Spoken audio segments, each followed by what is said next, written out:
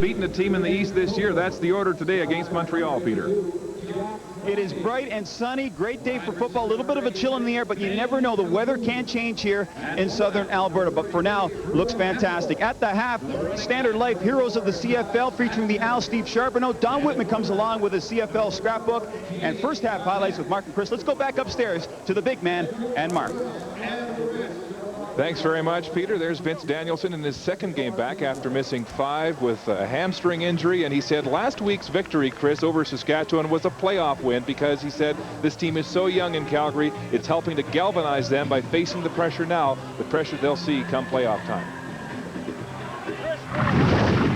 It's great to have a game like we go into Regina, and it's 3 hours. And if we don't win in those 3 hours, it really was dire straits, not only for standings, but the mental psyche of our club last week. I love to see it at this time of year, and I hope it goes right down to the very last game, the very last quarter of the 18th game of this season, and we pull it out then, because it will help us a couple weeks later when we hit the playoffs. And on the Montreal bench, Rod Rust, who got a vote of confidence from GM Jim Popp after their 4th straight loss 1 week ago, but he said, eventually I'll pay the price if this team doesn't succeed. Wally Buono, of course, just 2 wins shy of moving into 2nd place all time. Wins by a regular season, in the regular season with Frank Clare. Windy day here in the foothills. Chilly day for football. Feels like playoff time, Chris, as they set the tee up, and will have to hold on to this one for Mark McLaughlin. The Alouettes won the toss. They deferred. And we're underway.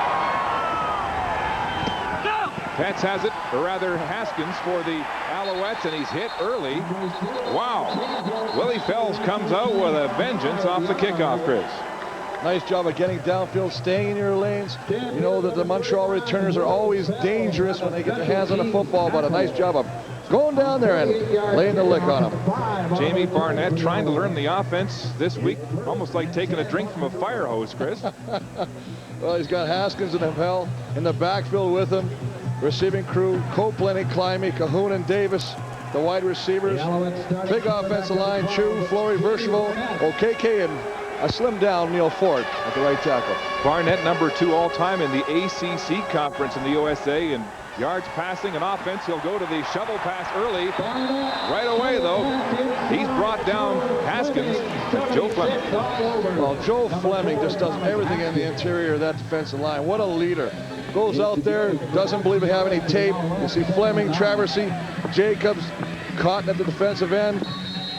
A good linebacking crew, Otis Floyd, Johnson, Willie Fells, and a secondary, Ferris, Barnes, and Bell, Fields and Pryor at the cornerback. It's 2nd and 8, and not the situation a young quarterback wants to be in his opening drive of his first CFL start. Barnett in the shotgun formation, will move the pocket left, pressure, throws it up for grabs, nearly intercepted. William Fields diving for that football, and it was very close to being picked off. Well, absolutely, but the biggest thing is you got to have pressure, and that's the first thing you want to do when you got a young quarterback in there, is get after him, rattle him a little bit, and they get great pressure up the middle. Joe Fleming coming right past his guy, gets his hands up, forces Barnett to throw off his back foot. A poor throw, Chris. And I tell you what, one of the biggest things, almost intercepted. Throwing in the face of the rush, and immediately Barnett goes to the sidelines for some help. Help read this Calgary defense as Terry Baker stands at his own 20-yard line. Best average in the league at 46.9, and he gets a good one away. Down to the 22, Antonio Warren, the all-time leader this year in combined yards, with an 8-yard return after a 53-yard punt from Terry Baker. I have to have some fun with this. I'll tell you what, I got a picture of myself here. I keep calling myself on the air. Yeah, it's Mark. Marcus Crandall back after missing 5 weeks with a separated shoulder, and he led a big drive 1 week ago against Saskatchewan to win. Well, the receiving crew, Peterson, Bo Richter, Danielson, Aubrey coming at the wideout. Big, heavy offensive line. Crysdale, McNeil, David Heisman back in his 2nd game. Childress and Ram at the tackle. Crandall at his own 30-yard line. First down, Stampeders. They'll go on the ground. Kelvin Anderson with a good hole off tackle. Hit hard. Anderson having a terrific season, leading the CFL in rushing yards right now. His 6th consecutive over 1,000 for a total of 1272 coming into this game. Well, the interesting thing is I want to see how it pans out as we look at the defensive line. Fleiser, Richards, Charbonneau, and Birch. The linebacker crew, Young, Reed, and Kelly Wiltshire.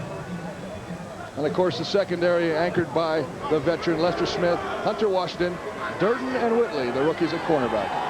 2nd down and about 5 for the Stamps. Crandall looks like he'll run. He'll take off. 1st down territory as he slides across the 40-yard line.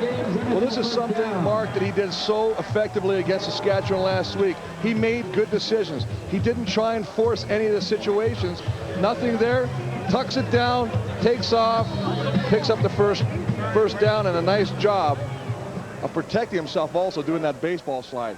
Chris, after separating his shoulder on Labor Day, he wasn't sure what to expect last week against Saskatchewan in his first return, but he got hit on the very first play. The shoulder felt good, and he went on, of course, to lead the win.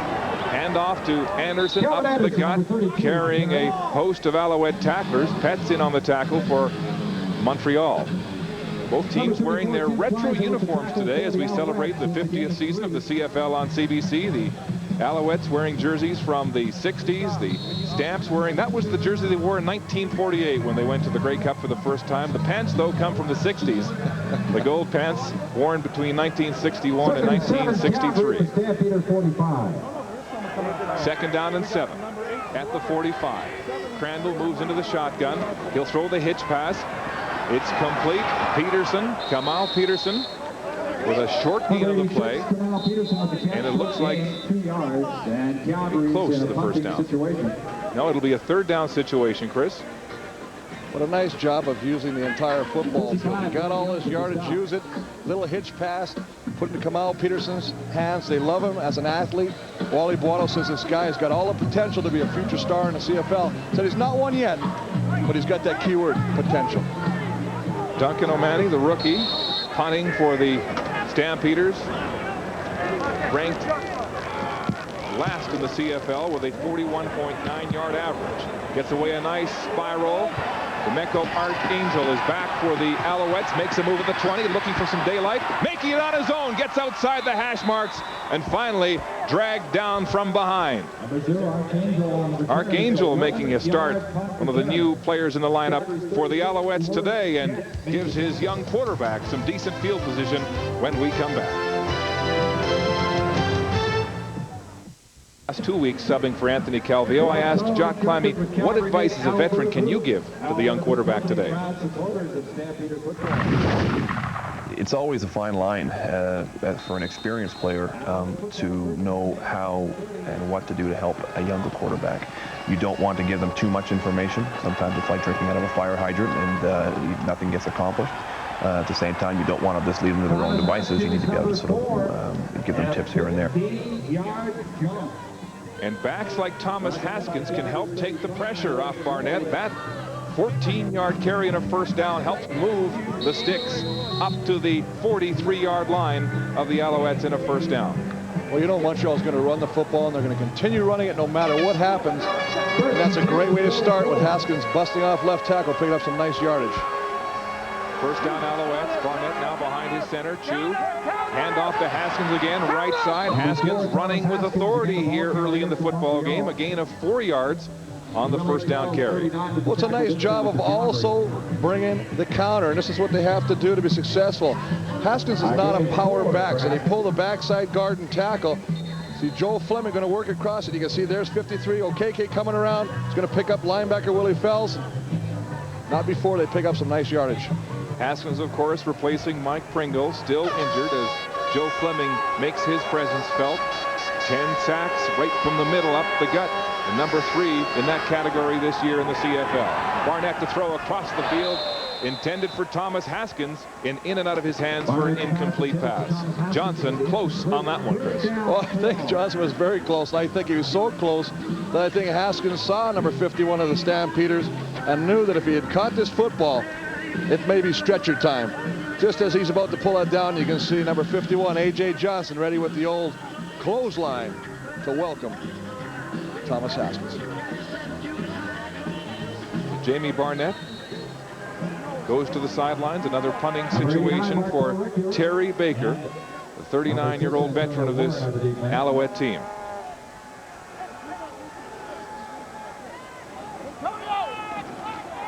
Into the sun. A wobbly punt aimed to the sidelines. Antonio Warren has it. Drops the ball. It's loose. Warren gets on it quickly as Andre Bolduc was right there and waiting for the Montreal Alouettes. A 44-yard punt and no return for the Stampeders. 43 yards for Terry Baker on the kick. Use your Canadian Tire credit card when you run in, and you'll run out with 20% more Canadian Tire money on the card. It pays to use the card. Chris, a close call at the 19-yard line for the Stampeders. Well, you know that Antonio Warren is very capable of breaking every one that he touches, and he almost broke the backs there by dropping the football. Yes, the all-purpose yards leader in the CFL. Shaky there. Play action. Crandall back to pass. Looking downfield for Bo Richter. It's incomplete and a little too far out of bounds. Torrey Hunter, though, had him covered like a blanket. Bo Richter is incomplete. Well, you can see just Antonio Warren looks that ball right into his hands.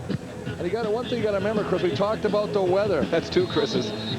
Well, we're going to have a whole packet of them in here later. But you know what? The ball gets slippery. It gets that sheen on it from the cold weather, and it is a lot harder to hang on to. 2nd and 10. Stampeders at their own 19-yard line. Mark Lee along with Chris Walby and Peter Rutgazer as we celebrate the 50th season of the CFL on CBC. Another pass, this time attempted for Kamal Peterson, and it's incomplete with Ricky Bell all over him. Well, nice job of sitting back there, but good coverage, as you say. Kamal Peterson trying to come back to the football like a good receiver should. Good protection, just sits back in a pocket, delivers. Glenn Young getting in his face, but results not favorable for the Stampeders to continue, and Omani Azanda punt the football away. Got himself in trouble against the Tiger Cats a couple of weeks ago, having one blocked in about this position on the field. This time lots of time, and he casually gets away a high punt. Archangel at his own 51. He's got some speed, tries to get outside, reverses field. Look at this man go. Archangel now down the sideline, finally pulled down, but there are flags on the play. The ball's loose, but it's been blown down. 39-yard punt, an 18-yard return, and Archangel looks like he may be shaken up. Well, they're going to call a clipping against the Alouettes on the return, but as you say, the biggest concern right now is to see the health of Archangel as he lays on the football field. There were 2 flags down, Chris. One early in the backfield. And this would be a huge blow. We saw last week they had a newcomer got his first start, Jeremy Rudolph. They really liked him. Holding, Calgary 33 before the kick. Illegal block, Montreal 23. We're repeating 3rd down. So Mark Washington of the Alouettes and Kelly Lochbaum both flagged on the play. Another look at it, Chris. Well, he's just got such a great change of direction. The stops, starts, and the acceleration. That's what makes all great returners. And he gets in there, he gets down, and just as he stops to cut again, you can see the left knee buckle, and he goes down hard. Rudolph left. Actually, he finished the game last week, but they determined he had cracked ribs against Toronto, and they've had 99 man games lost to injury in Montreal this season. It has been a rash of hurts, including virtually every key skilled player on offense. Well, absolutely. Look at the list. I mean, Kavil Pringle, Alexander, Irv Smith, Baron Miles, who hasn't played a game this year, Fillion, Tito Hanna. I mean, it's unbelievable. I mean, as you say, very unfortunate, but hopefully getting some of these key players back, Mark, and I think that's the big key. I mean, getting Kavil back, getting Pringle back. They know they're in the playoffs, but you can see right there, just the knee just buckles underneath. And that's one of the dangers of turf, artificial turf, is your feet. They wear these special turf shoes. It's like Stickum, it's like Velcro.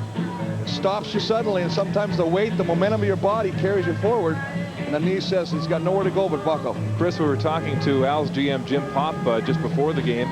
And inquiring about Anthony Calvillo and Mike Pringle, both still in difficulty. Calvillo with the torn rotator cuff in his left shoulder, but Pringle tried to practice this week on Tuesday and Wednesday and went out screaming in pain with that foot injury on Wednesday. We're back to Calgary after this. Ladies and gentlemen, let's welcome. He's played 4 games this season, but that left knee looks like it's been severely injured. A real loss for this Alouette team when you consider that in his career at Fayetteville State, Chris, he had 10 career touchdowns, but 4 of them on kickoff returns. He is a real weapon on special teams, but lost for this game, obviously. Well, he is a game breaker, and very unfortunate, as you say, to see him go this week. Last week, they talked about Jeremy Rudolph, very exciting, fractured ribs. He's out. And so they'll replay the punt. O'Mahony at his 6.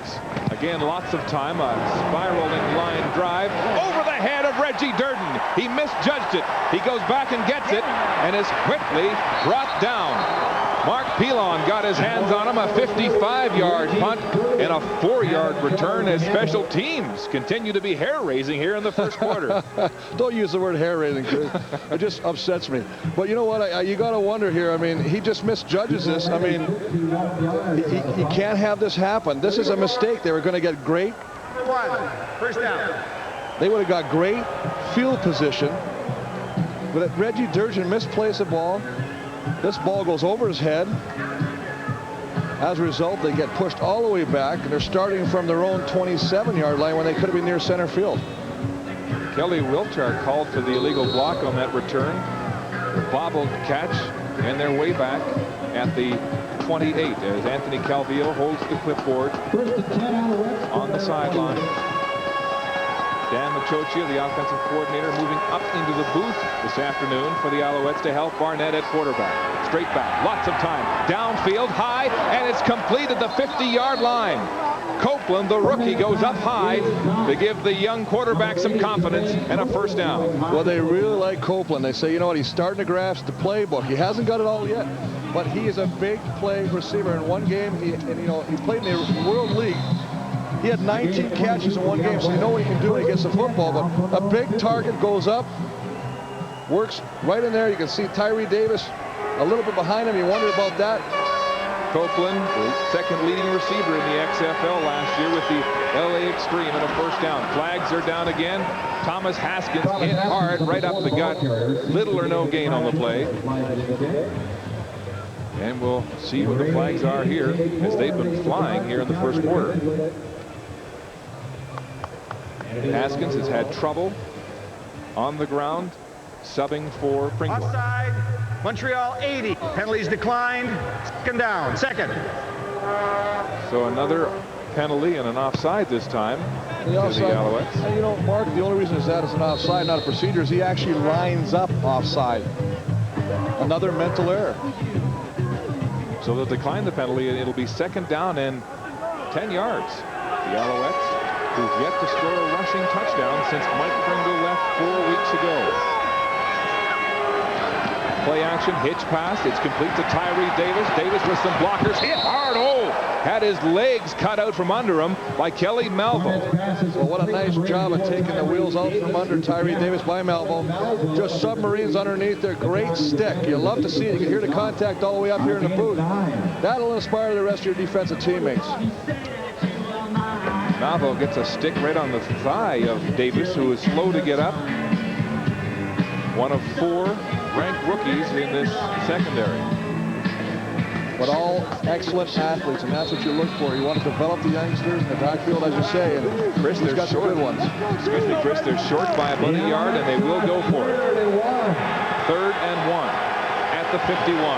Barnett sneaking, and he's hit hard, driven back. And this will be very close as we look at the placement. Where will they mark this ball? First down marker is just shy of the 49 of the Stampeders. And that's a great job by the Stampeders to drive Barnett back and not allow him to keep working his feet. I don't know if they've got the necessary inches here, Chris. Well, remember, when you're in this close mark, the biggest thing is it becomes the discretion of the referee to mark the football. And as you say, by the fact that they threw Barnett back. Oh. Enter the win at the gas store, which is at 1040 11th Avenue Southwest. Just by the length of the football. Sponsored by CHQR Radio, 10-Star Heating and Cooling Products, and the gas store. So the young quarterback keeps this drive going into Calgary territory. Barnett has been good on 3 of 5 attempts so far. It is 33 yards. The Calgary Up behind Brian Chu at center. Jamie Barnett with 1 week practicing first string at quarterback. Eric Lapointe has daylight, breaks through, and finally hogtied at the Calgary 25-yard line. The young man out of Mount Allison University who will get the ball as both Haskins and Lapointe try to make up for the loss of Mike Pringle. That time a 25-yard gain by Lapointe. Well, they just love that play. It's just a reach block, a search running play. By that I mean Lapointe will get the ball deep and search for the hole, and he just hits it full tilt. And a nice job on the left side. OKK and Virchville opening up a beautiful hole for Lapointe to run through. Alouettes marching here late in the first quarter. Barnett will hand off to Lapointe again. Almost the same play, left tackle. This time, Calgary smelled that one. Gain of about 3 on the play, Chris. 2nd and 7. Come back this time, but as you say, nice job. Ray Jacobs, Otis Floyd, stopping at the point of attack, limiting the gain to a couple yards. But you know, this Calgary defense is very tough to run against, and you're not going to beat them with the same play many times in a row. And as you say, after getting beat the play previous by Lapointe, they tightened up considerably in stopping Lapointe. 7th play of this Alouette drive, threatening for the first time in this football game. Nothing. Calgary, Montreal, and confusion now as Barnett calls a timeout. Mike Roach, the defensive coordinator, telling us they're going to try to mix up their looks and confuse Barnett, make him hold the ball longer in passing situations. Well, absolutely, but what I like is, you know, the composure and the smartness of this youngster, Jamie Barnett, right here, calling a timeout. Because of the fact of why waste or put yourself in a situation of trying to force a play to work and have something terrible go against you. So, I mean, this is a good thing. Walks the sideline, confers with the coaches, confers with Cavill, make sure you're all on the same page. It's Daniel McKinnon, the receivers coach, who usually is upstairs, but he's come to the sidelines today as Dan Machochia goes upstairs, the offensive coordinator. Far side, having a swig there from his Coke cup, wearing the hat, calling the plays. 2nd down and 9. Barnett back to pass. Time, hit from behind and sacked hard. James Cotton with a blindside sack of Jamie Barnett. Well, they just love James Cotton here in Cowtown. I mean, number 99. Now remember, number 99 of years past, the legendary John Helton, so that's a great number first off, but he just does a great job of beating an excellent offensive lineman in itself. And Uzuma Okeke just beats him flat out around the corner, lowers his shoulder, gets a sack, a nice play by him. And here's a guy, James Cotton, who had 2 quarterback sacks against this Montreal offensive line the first time they met back in July. Baker attempting this field goal from the 36. He leads the league with an 83.7% completion rate, and this one is right between the uprights. So Baker puts the Alouettes on the scoreboard first. It's 3-0 here in Calgary. Back in Calgary, Stampeder D-line coach Jim Daly diagramming some plays for his linemen as the Alouettes were running rampant on that last drive, a 7-play drive that traveled 53 yards and ended in that 36-yard field goal by Terry Baker. Stampeders first and 10 from their own 35-yard line. Handoff up the gut. Kelvin Anderson, but it's slow going. A gain of about 3 on the play. Let's go to the sidelines, and here's Peter. Yes, Archangel just taken off the field. It looks like it's torn ligaments to the left knee. He's going to be taken to the hospital. They're going to do some x-rays, and then we'll find out, confirm the injury for you a little bit later on. So Archangel this week, Jeremy Rudolph last week with fractured ribs, and the injury spree continues for these Montreal Alouettes. Stampeders struggling on offense. Just one first down so far in this football game. Crandall back to pass, throwing across the middle. Aubrey Cummings in traffic has it at center field. What a catch! Absolutely. What a great job by Aubrey Cummings.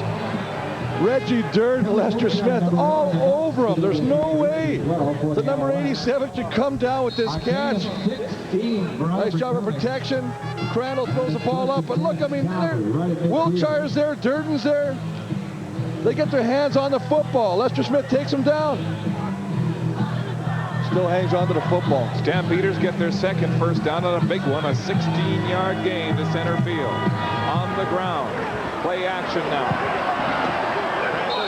But is hit right at the line of scrimmage for a gain of 1, maybe 2 yards on the play. Seemed to have lots of time rolling out there, Chris, but pulled it down quickly. Well, what he saw, he was rolling out to the right, and he saw the middle linebacker, Glenn Young, go to the outside to prevent him to get to the outside. Thought he had an opportunity to cut it back inside. Just going to roll around. Now, as he goes around, there's Glenn Young right there, and he comes back in. Nice job. 2nd and 9 for Crandall and the Stampeders. Here comes the blitz. Crandall rushed, gets it away. Vince Danielson, the big target, very close to a first down, right at the 45. Danielson with 3 big catches in his return last week for 3 first downs, critical first downs against Saskatchewan. Well, nice job of getting the ball. Danielson's waving for the football. He knows he's open and the pressure's on. Jason Richards putting the heat on Crandall, throws the ball. Nice timing pattern. And of course, that's where the experience of having a veteran like Danielson helps out this offense. Stamp's got a bad spot, Chris. Danielson was across the 45 when he made the catch, then driven back on the tackle, and they will spot it shy of the 45-yard line. Wano excited to see the big slot back in the lineup, especially when you consider Travis Moore, their leading receiver, is gone at least for the regular season with the dislocated toe in his right foot. So it is short of the first down, 3rd and inches. Stampeders will gamble. High formation backfield. They'll move up. Crandall will sneak and have the first down for Calgary. Nice job of just tucking behind that big offensive lineman. Jamie Crysdale, David Heisman, 2nd game back. I mean, these are big boys, 6'5", 340 pounds. Good leg drive. They push the pile back, and as a result of the surge, Marcus Crandall picks up the first down. Just going to tuck in behind. Everybody's getting tight. Go right behind there, and that's a nice job of push by that offensive line of the Stampeders. First down, Calgary, across the 45 of Montreal. Handoff. Antonio Warren up the middle, rumbling for a gain of close to 6 on the play, as Warren and Kelvin Anderson alternate carrying the mail in the backfield for Calgary. Well, what an exciting rookie Antonio Warren is. I mean, 2nd year, but he didn't play last year at all, so he's still considered a rookie. Well, and it's good to have a guy like him when you consider that Kelvin Anderson is playing in his 22nd game because he was involved in the XFL this season. Absolutely. A lot of wear and tear on your body. 2nd down and 5. Last play of the opening quarter. Crandall back to pass. Pressure. Gets it away. It's complete. Loud has it. Marcus Crandall throws complete. Camille Loud, the rookie out of Cal Poly, with a huge first down catch for the Stampeders to end the opening quarter as they gain some momentum, down 3-0 to Barnett and the Owls.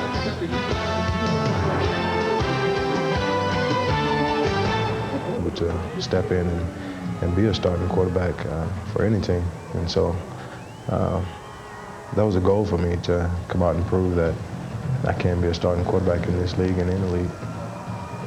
Right now, Crandall 4 of 6 for 41 yards through the air. The Stampeders in those retro uniforms, along with the Alouettes, as we celebrate our 50th season of the CFL on CBC. They wore those jerseys in 1948 in the Grey Cup game. The Owls, of course, wearing the colors of the 1960s. It is first down, Calgary. at the Montreal 25. Play action. Wide side and thrown away. Scott Regimbald was the nearest receiver on the play as Crandall made his reads and then got rid of it. Well, you can take a look at the first quarter stats. You can see first downs are equal. Time of possession virtually equal. Net yards virtually equal. It's been one of those games. They're both moving the ball. Right now, the only difference being a field goal by Terry Baker. George Cortez talking with Wally Buono, the offensive coordinator. Cortez calls the plays for Crandall and the Stampeders. 2nd and 10. Crandall bobbles the shotgun. In trouble, gets it away. Incomplete. Again intended for the rookie, Camille Lau, who is in his 3rd start, subbing for the injured Travis Moore. Well, they run a 6-pack. 6 receivers out, nobody in the backfield. Trying to get one-on-one coverage. Look for a matchup. He's got good protection. He just comes back, steps inside the rush of Richards and throws the ball, but nice job of coverage and getting a hand on that football by the safety, Lester Smith. So it's a field goal situation for the Stampeders. Mark McLaughlin will tee this one up at the 32-yard line. Good on 30 of 42 this year. His longest from 45. Well within his range with the wind at his back. Ball down. McLaughlin hits it hard, and it's good. So field goal for field goal, and we're tied at 3 here early in the 2nd quarter. And Chris, we've been talking about these retro uniforms. The players will sign their jerseys after this football game, and 5 from each of Montreal and Calgary will be auctioned off on the website of the CFL, cfl.ca. The rest will go to charities to auction off to raise money. Well, I think it's phenomenal. I mean, I love these jerseys. I look at the Calgary uniforms with the stripes on the shoulders, and it's exciting because obviously there's no names on the back of the jerseys because of the fact that the stripes are there. We also know there's a couple jerseys being sent down care of San Francisco and a couple to San Diego to a couple of famous guys that played here. Doug Flutie and Jeff Garcia will each get 2 to sign. And if you'd like to get a hold of one of these jerseys, you can go to our website right now, cbc.ca or the cfl.ca, and put your bid in right now. Alouettes go back on offense. Haskins takes the handoff right side. And again, it's tough going, Chris, outside the tackle. But you know they're never going to give up on the running game. It's just a counter again. Just going to pull the backside right here. These 2 guys are going to pull. Verscherville and Okeke going to go around the corner right now, trying to find an opening for Thomas Haskins. But James Cott, number 99, there with the rest of the Stampeder defense, slowing him down after a 2-yard gain. Haskins averaging just under 5 yards a carry, his 4th for a total of 19 yards. But as we mentioned, Montreal's running game has suffered with the injury to Mike Brown.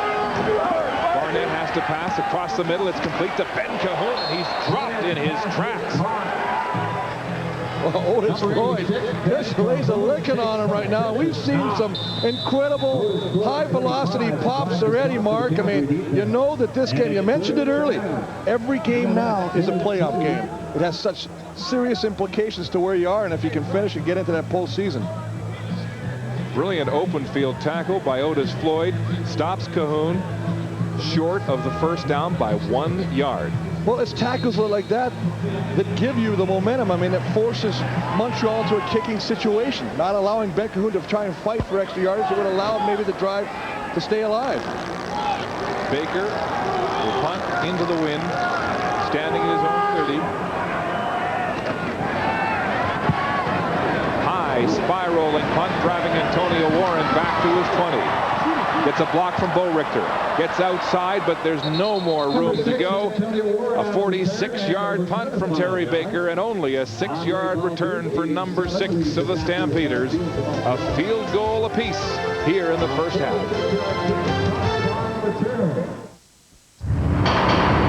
First and 10. Flutie out of the shotgun. For Pitts, touchdown!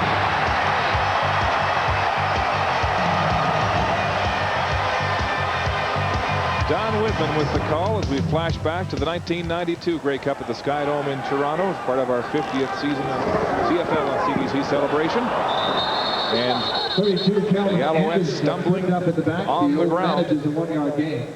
Chris, you were in that big football I was just going to say, do you have to bring back, I was looking for some Kleenex up here because tears were welling in my eyes. Doug Flutie, of course, beating us in that Grey Cup game. 24-10, yeah. Wally Buono's first Grey Cup of 2, avenging that defeat in 91 to the Rocket and the Argos. The gain is -2 on the play, a loss by Kelvin Anderson. So a 2nd and 12 situation.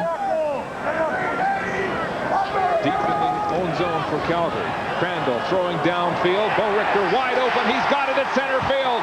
And finally hauled out of bounds by Reggie Durden, the rookie corner. Bo Richter, who had a season-high 5 catches for 139 yards last week against Saskatchewan.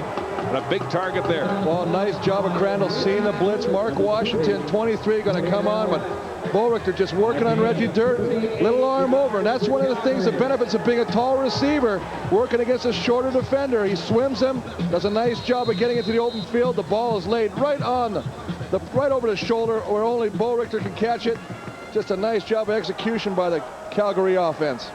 Bo Richter with his first catch of the football game, as Crandall has used 5 receivers so far in 5 completions. Anderson looking for a hole, negotiating the defensive line. It's strung right out along the line of scrimmage. Maybe another loss, Chris. Well, you know, one of the things that I was looking forward to today, Mark, was the fact of watching the #1 running offense against the #2 run defense of the Alouettes. And boy, there's really been some battles there today. As you see Anderson looking for something, but nothing there as the door is shut. No, 5 carries, only 10 yards for the league's leading rusher, looking to snap Mike Pringle's 4-year hold as the #1 rusher in the CFL. It is 2nd and 11, loss of 1. Crandall deep, back, time, he'll take off. Chased by Charbonneau. Eludes him and slides for a first down, Calgary. Savvy, savvy, savvy. Boy, I tell you, you just got to love what Crandall sees here. They're only rushing 4. They're dropping everybody else.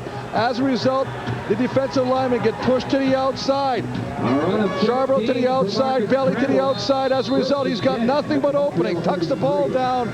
Nice job of picking it up and sliding for the first down. Gain of 14 yards as the quarterback pulls it down. First down, Stampeders.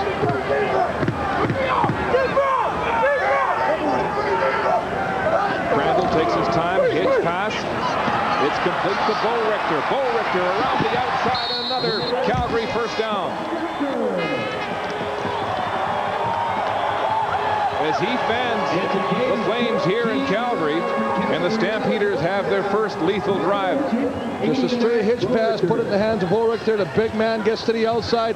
Nice job of blocking by the rest of the receivers. Aubrey coming up there, bringing the big man to the outside, and another first down. 15-yard game for Bo Richter. That's 55 yards on 2 catches with a big slot back. First down, Stampeders at the 19 of Montreal. Crandall back to pass. Lots of time. Antonio Warren has it out of the backfield. Then he's drilled. Torrey Hunter and Kelly Wiltshire in on the tackle for the Alouettes. Alouettes number 9, Torrey Hunter made the tackle. Right at the 15. Gain of about 4 yards for Calgary. Well, Crandall just a little roll to the right side, set behind the right side, guard and tackle. Throws a little dump pass to Antonio Warren, but a nice job of coverage by Torrey Hunter right there, closing the gap as soon as he catches it and bringing him down.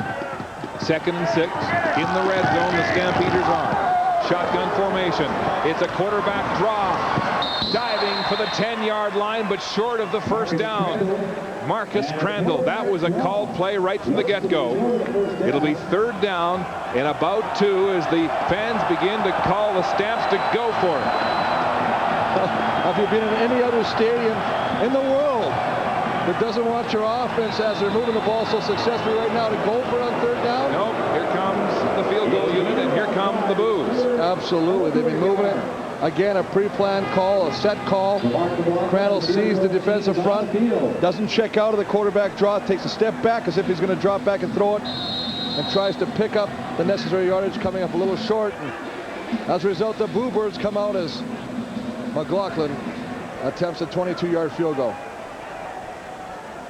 It'll be about the 17, Chris, as they spot this one. Puts it up, and it's good. His second field goal of the game as the Stampeders stall but move ahead by 3 here in the second quarter. Johnson goes toe-to-toe with Ryan Smith. It all begins with Labatt Saturday night at 6:30 Eastern. 7:55 to go in the opening half. Barnett at quarterback, downfield, looking for Climby, and it's short and incomplete as the veteran Climby desperately tried to fall to the turf to save that one, but not in time. And Joe Barnes, number 30, had the coverage. Let's go down to the sidelines on the Montreal bench. Peter Rutgazer. You know, the Owls are really looking out for rookie quarterback Jamie Burnett. Ben Cahoon has been talking to him constantly, as has Danny Gonzalez, but more importantly, Anthony Calvillo sat down with him just a few minutes ago, went over some things, so just to make him feel comfortable. So they're not going to let this guy hang up to dry here against Calgary. One of the Alouettes telling us before the game what was the difference between Gonzalez off the bench looking good in Hamilton and not so good in 2 starts. A week of everybody trying to mess with his head, he said. That pass incomplete, intended for Copeland, the rookie. He should have had it, Chris. But you're absolutely right, because anybody that's ever been in an offensive huddle, you have linemen talking because they all want to run the football. You've got receivers talking because they all think they're open.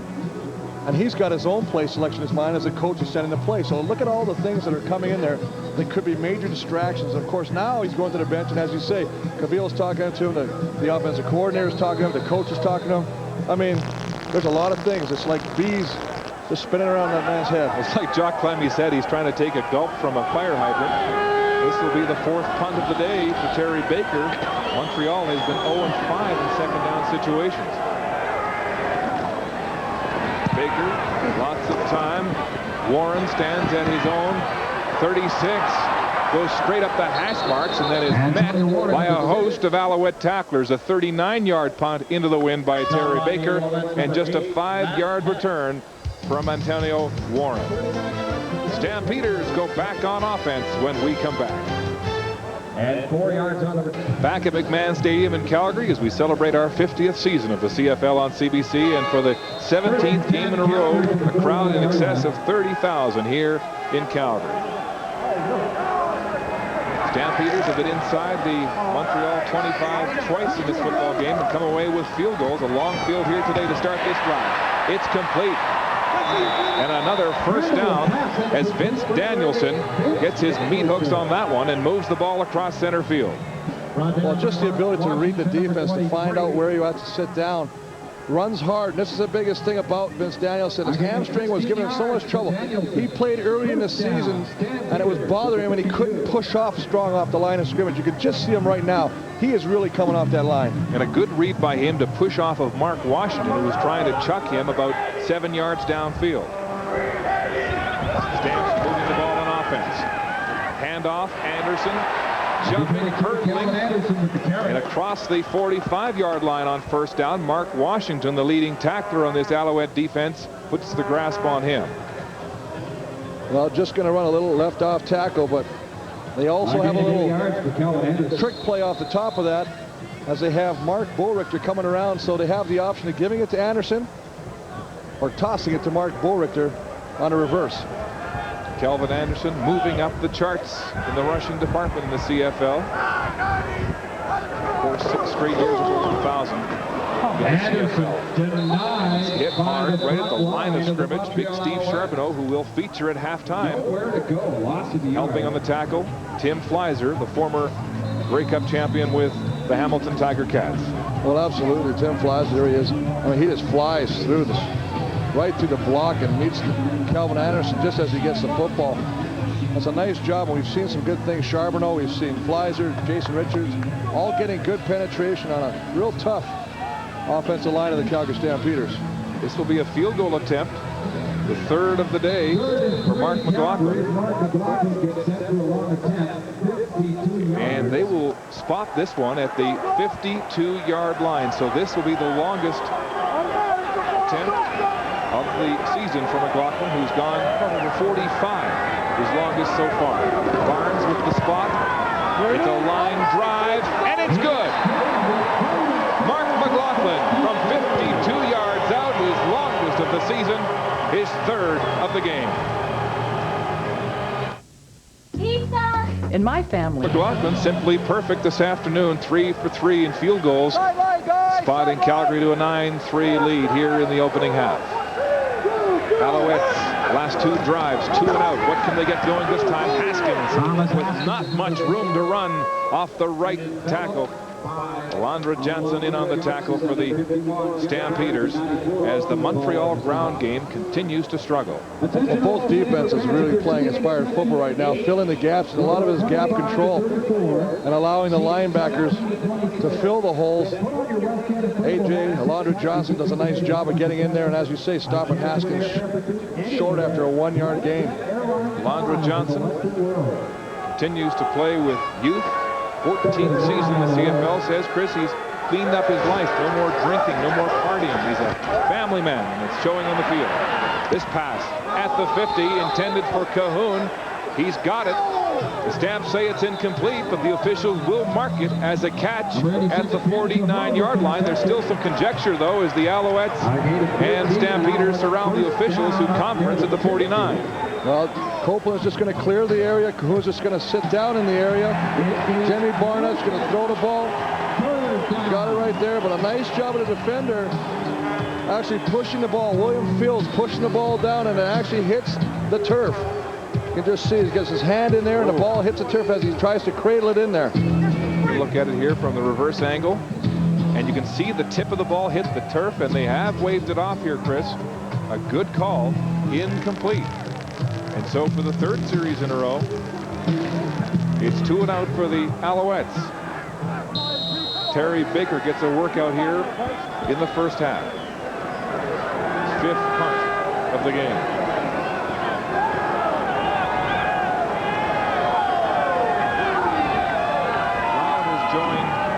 Back to return this punt for the Stampeders, and it is Loud looking into the sun. He's got it at the 25. Gets a block across the 40. Flags fly. Loud in open field. 1 man to beat Baker. Oh, and a shoestring tackle from behind. Holds the rookie down at the 35.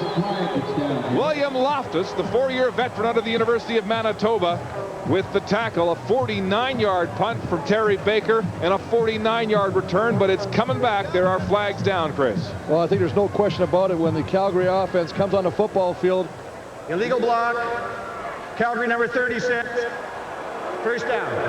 Lawrence Deck, the rookie out of Fresno State, kills a 49-yard electrifying return by Loud.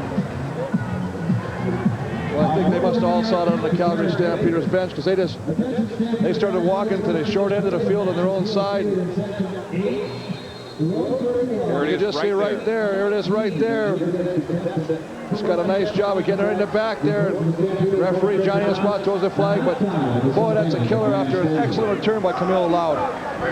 So, tough field position. First down at their own 25, the Stampeders. They'll go on the ground again. Anderson this time negotiating a decent gain on first down.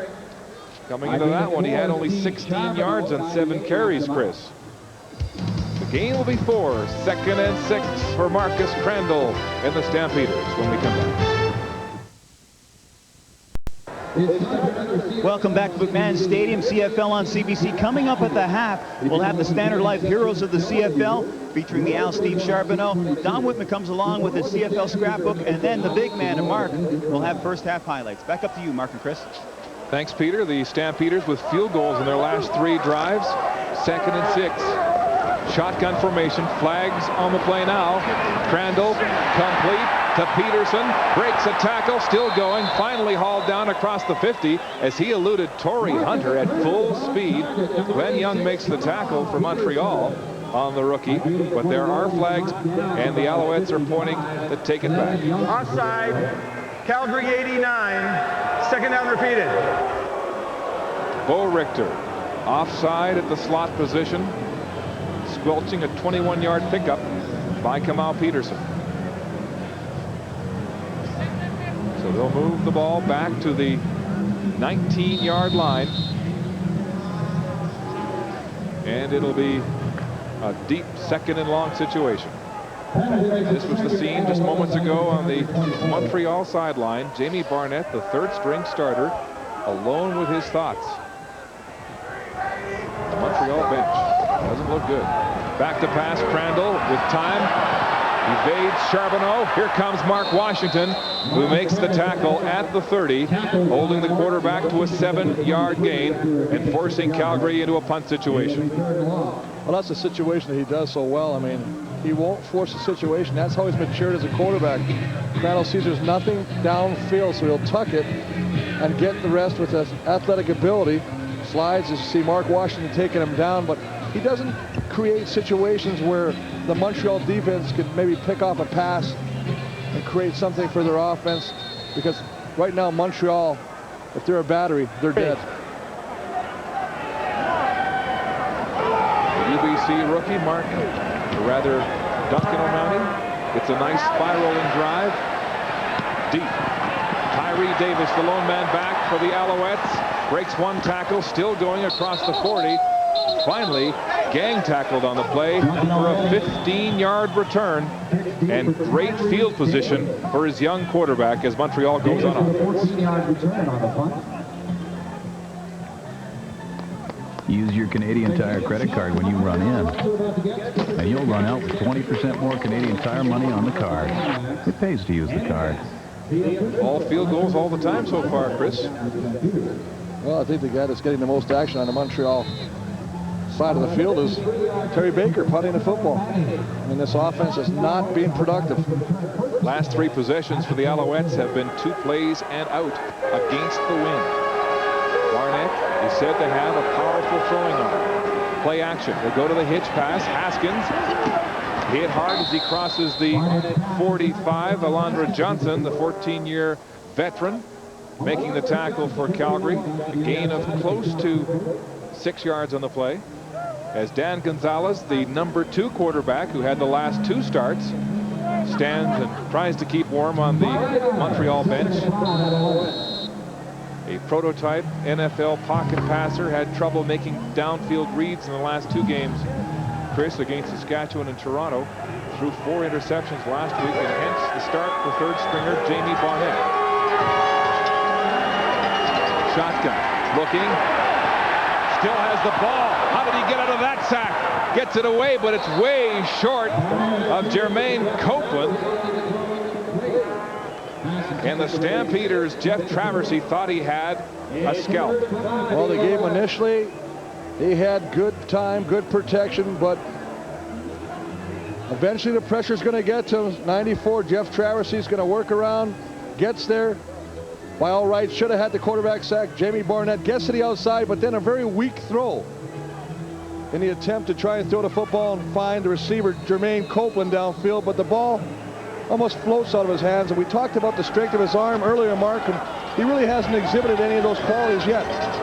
Baker again with a strong leg. They've needed that this afternoon. Montreal has. Into the wind, a good punt, pushing Warren back to his own 17-yard line, and the punt cover of the Alouettes hems him in right there for a gain of only 5 on a 45-yard punt into the wind. The Alouettes, nothing to show, 0-6 on second down conversions as Crandall goes back to work for Calgary. Well, it's a situation they're really going to have to sit at halftime, get with the coaches from Montreal and just figure out what they got to do. And I think that Cavill's really got to get involved in this. You can see Jock Climby trying to give his leadership, his ideas out there, what might work offensively, because right now they're stagnant, nothing's working, and they've got to fix it up, because Calgary seems to at least be moving the football down to put them in field goal range and getting those at least some points. Crandall completing his last 4 passes. He's 8 for 12 so far for 117. Going deep downfield, down the sideline.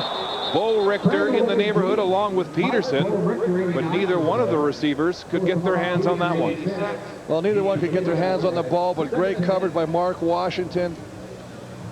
Lester Smith coming over from the safety position to help out. You can see him coming across right there. Just a good job of coverage all around. James Whitley, 26, working on Kamal Peterson. Bo Richter seemed to break off his route. He stopped running, then turned it on again. The ball sailed over his head. So it's 2nd and 10, Calgary. Ball on their own 25. 6 receivers. Crandall down the middle. It's complete to Kamal Peterson, still on his feet, and first down territory for the Stampeders as Wiltshire cannot bring him to the ground. Stephen Reed made first contact for the Alouettes. A 15-yard gain, Chris. What a nice job, as you say, Mark, of clearing out 6 receivers. They work so well together. The purpose is that you may have to run a decoy route. You may not be the primary receiver, but you've got to clear the area. That allows Kamal Peterson to work against Stephen Reed, and nice catch by him. Back to the air, downfield again. Wide open, Bo Richter at the 30, and there's no one to chase him. Touchdown, Calgary.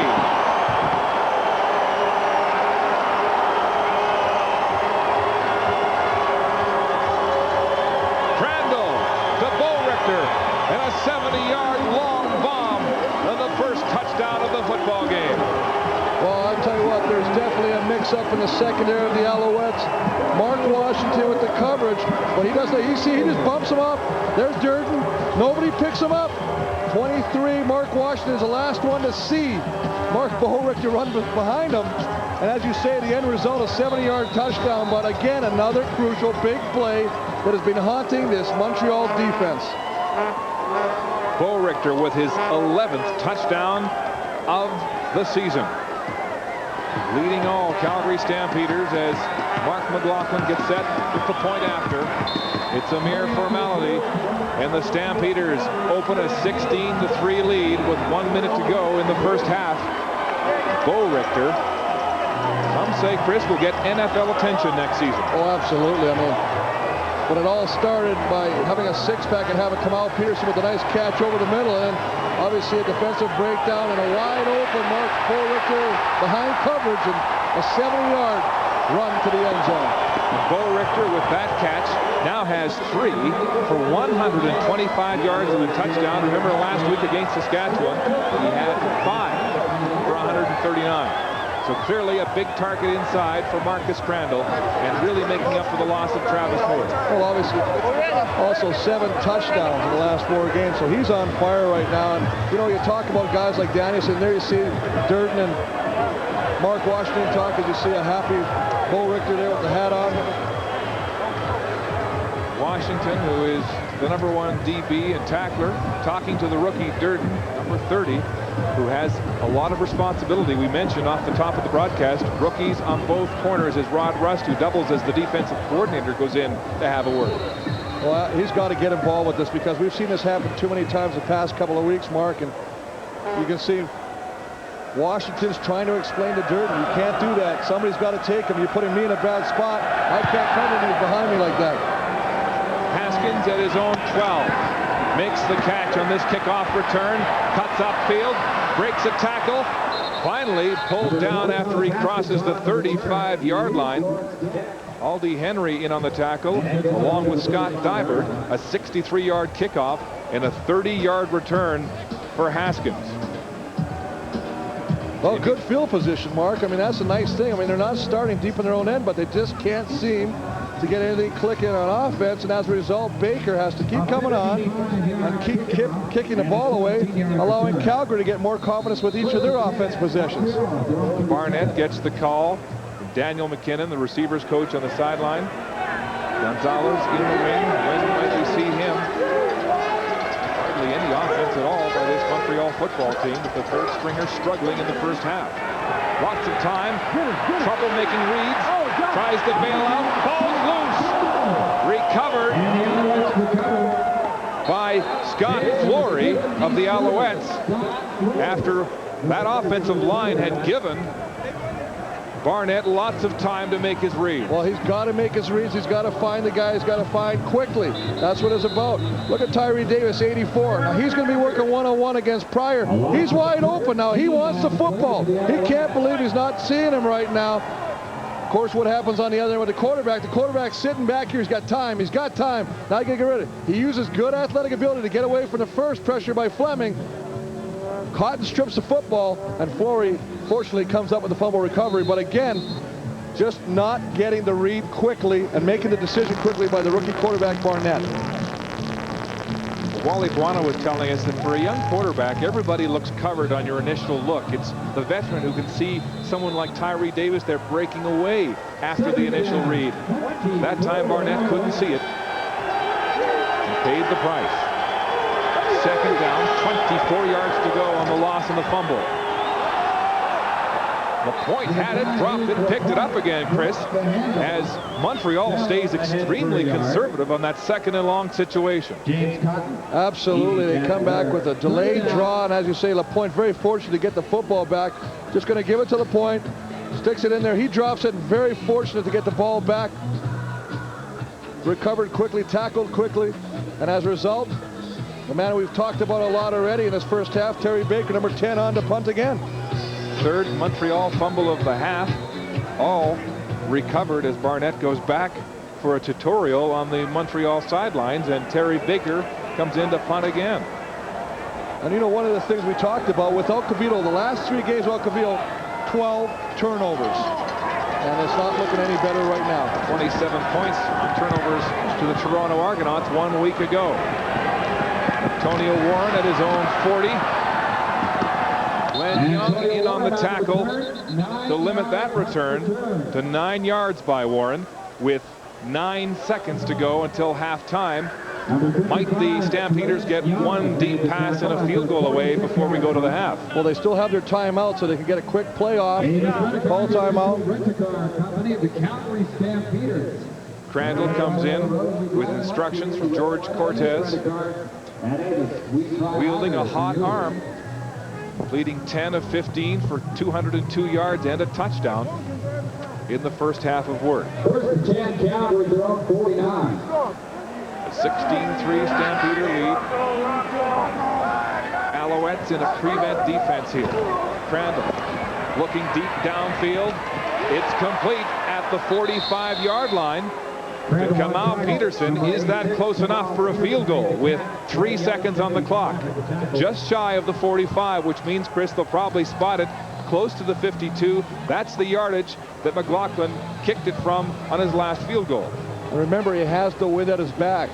He, as you say, kicked a 52-yarder. His longest previous to that was 45. I mean, that's a real confidence booster for McLaughlin, knowing that he booted the other one, and he had a lot of room to spare when he put it through the uprights. That reception setting up Mark McLaughlin. This will be the last play of the first half, and they will spot this one at the 53.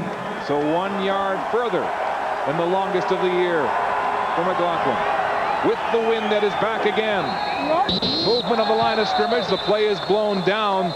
The kick was wide and short. Penalty markers down. But might they move this a little bit closer if it goes against the Alouettes? Budstein conferencing. And it looks like it might go against Calgary. Well, we saw Fred Schroeder's 68 jump. It was a question of whether the defender jumped first. They're not moving the ball. It may go both ways here, Chris. Time count violation. Calgary 13. Second down. Second. So they lose the down on the time count, but they don't move the ball. And it's a good thing for McLaughlin because he shanked that one. The Alouettes getting the official ruling as Mark McLaughlin gets a second chance from the 53. Pat Barnes will hold this attempt. The last play of the first half. This time McLaughlin hits it harder. Will it get there? Yes! Mark McLaughlin from 53 yards, his longest of the season. And the Stampeders reel off 19 unanswered points to take a 19-3 lead at the half. Here's Peter with Wally Buono. Wally, you said earlier this week that Thomas Haskins wasn't chopped liver. You've been able to shut him down in the running game. How have you been able to do that? Well, I think it's just good gap control. He's had his good runs on us, too. Right now, our defense is playing well. Our offense is making some plays, and that was a big kick here at halftime. Did you think that the offense was going to come on? It looked like they had a couple of plays there, and then eventually, were you feeling confident as the half went on? Well, again, Montreal's got a good defense, and obviously, we knew that we were going to have times that we were going to have to just do what we had to do. But we got the big play, which really helped us. Okay, best of luck in the second half, Coach. Okay, back up to Mark. Stampeders celebrating 4 first-half field goals, but there's work to be done for the third stringer at halftime. It's 19-3 Calgary.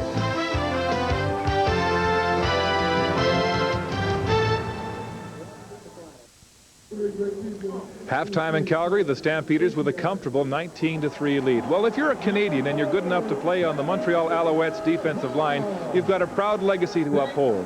Glenn Weir, Gordon Judges, and Doug Peterson, are big names. And now young Steve Charbonneau, a man raised in Quebec but trained in the USA, wears that Maple Leaf mantle.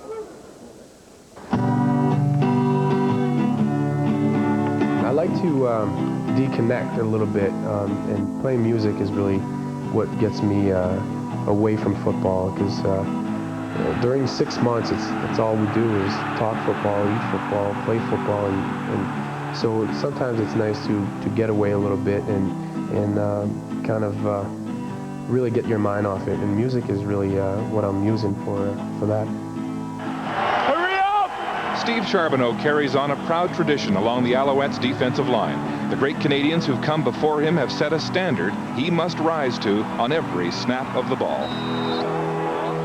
It's tough. It's a tough game. It's hard to go a full season, 18-game season without getting hurt. But at the same time, I traded my linebacker position for a defensive line position coming here in Montreal, and I've enjoyed every minute of it. I was lucky enough to be partnered up with a guy like Doug Peterson when I first came in, and he showed me a great deal of football. 1 year ago, Charbonneau was poised to play in the Grey Cup for the first time. He was denied by a freak injury on the eve of his biggest game. It was hard. It's, knowing that you helped the team getting there, but once you're there, you can't really be part of it. And I was at the hotel with my wife, and I was pretty much down on myself, why me and I saw these kids, a group of kids coming into the pool. They were all amputees. Some of them had no legs at all, some of them no arms, and they jumped into the pool and they were just having, fun. And I was like, who am I to be here and complain about my what's happening to me? Charbonneau came back to football this season newly married. His passion for the game matched only perhaps by his wife, Olympic speed skater Isabelle Charret, on a quest of her own. I want to focus on football right now, and she focuses on maybe making the team for the Olympics, and also we have to make that commitment. So March, then we'll be together 24 hours a day. As November draws near, and with the Owls on a 4-game losing streak, Charbonneau is increasingly anxious about making it back to the Grey Cup at home. It's the Grey Cup in Montreal. I think we owe it to the fans. We owe it to ourselves, because we've put a lot of work into this. We have a great team.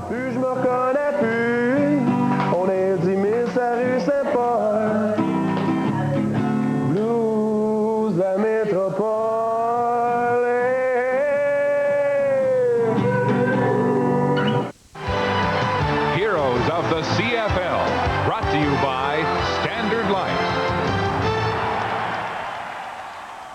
Steve Charbonneau plays D, but when he went to Plattsburgh in New York, high school in New York, he was a running back looking to put some more pressure on Marcus Crandall. When we come back with more of the CFL on CBC right after these messages.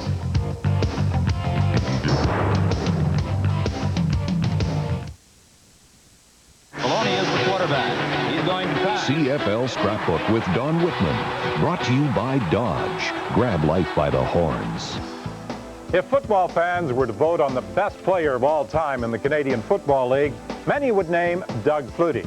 Well, if Flutie was not the best quarterback to ever play the game, he was certainly one of the most exciting. Flutie compiled some remarkable statistics during his 8-year CFL career that saw him play in BC, Calgary, and Toronto. 5 times he completed better than 400 passes in a season. Twice he passed for over 6,000 yards in a single season, and 277 of his passes went for touchdowns. Ironically, on the day he threw most often, 63 attempts against Saskatchewan on August 7, 1992, only 1 went for a touchdown, and the Stampeders lost 30-21.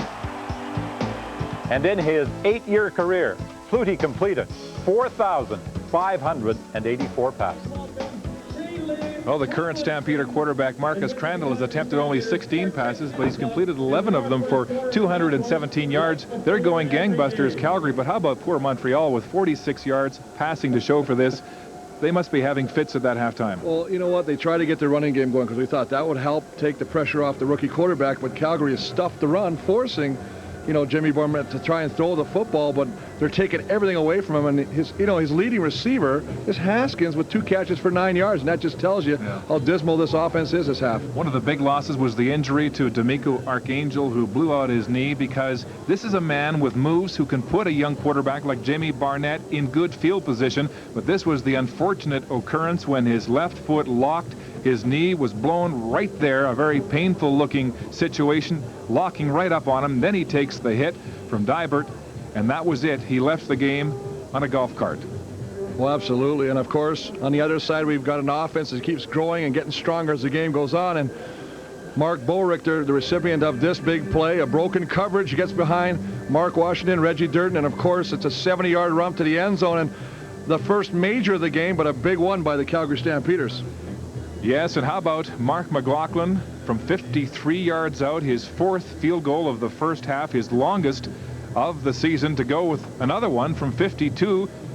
So the big leg from McLaughlin coming through for the Stampeders, who have a 19-3 lead right now at the half. And might we see Dan Gonzalez? You know, I think you're going to have to see some sort of change, some sort of spark, if you would, to change this offense right now, because, you know, the last 5 possessions is 2 and out. The busiest man out there has been Terry Baker punting the football. All right, we'll see what adjustments the Alouettes can come up with. When we come back, we'll have the second half kickoff as Gonzalez gets warm on the Montreal sideline, his team with but a field goal to show for the first half. Jamie Barnett just completing some warm-ups. It looks like he will continue at quarterback for the Montreal Alouettes, trailing 19-3. Calgary here as we get set to start the second half and go down to the sidelines. Here's Peter with Al's head coach Rod Rust.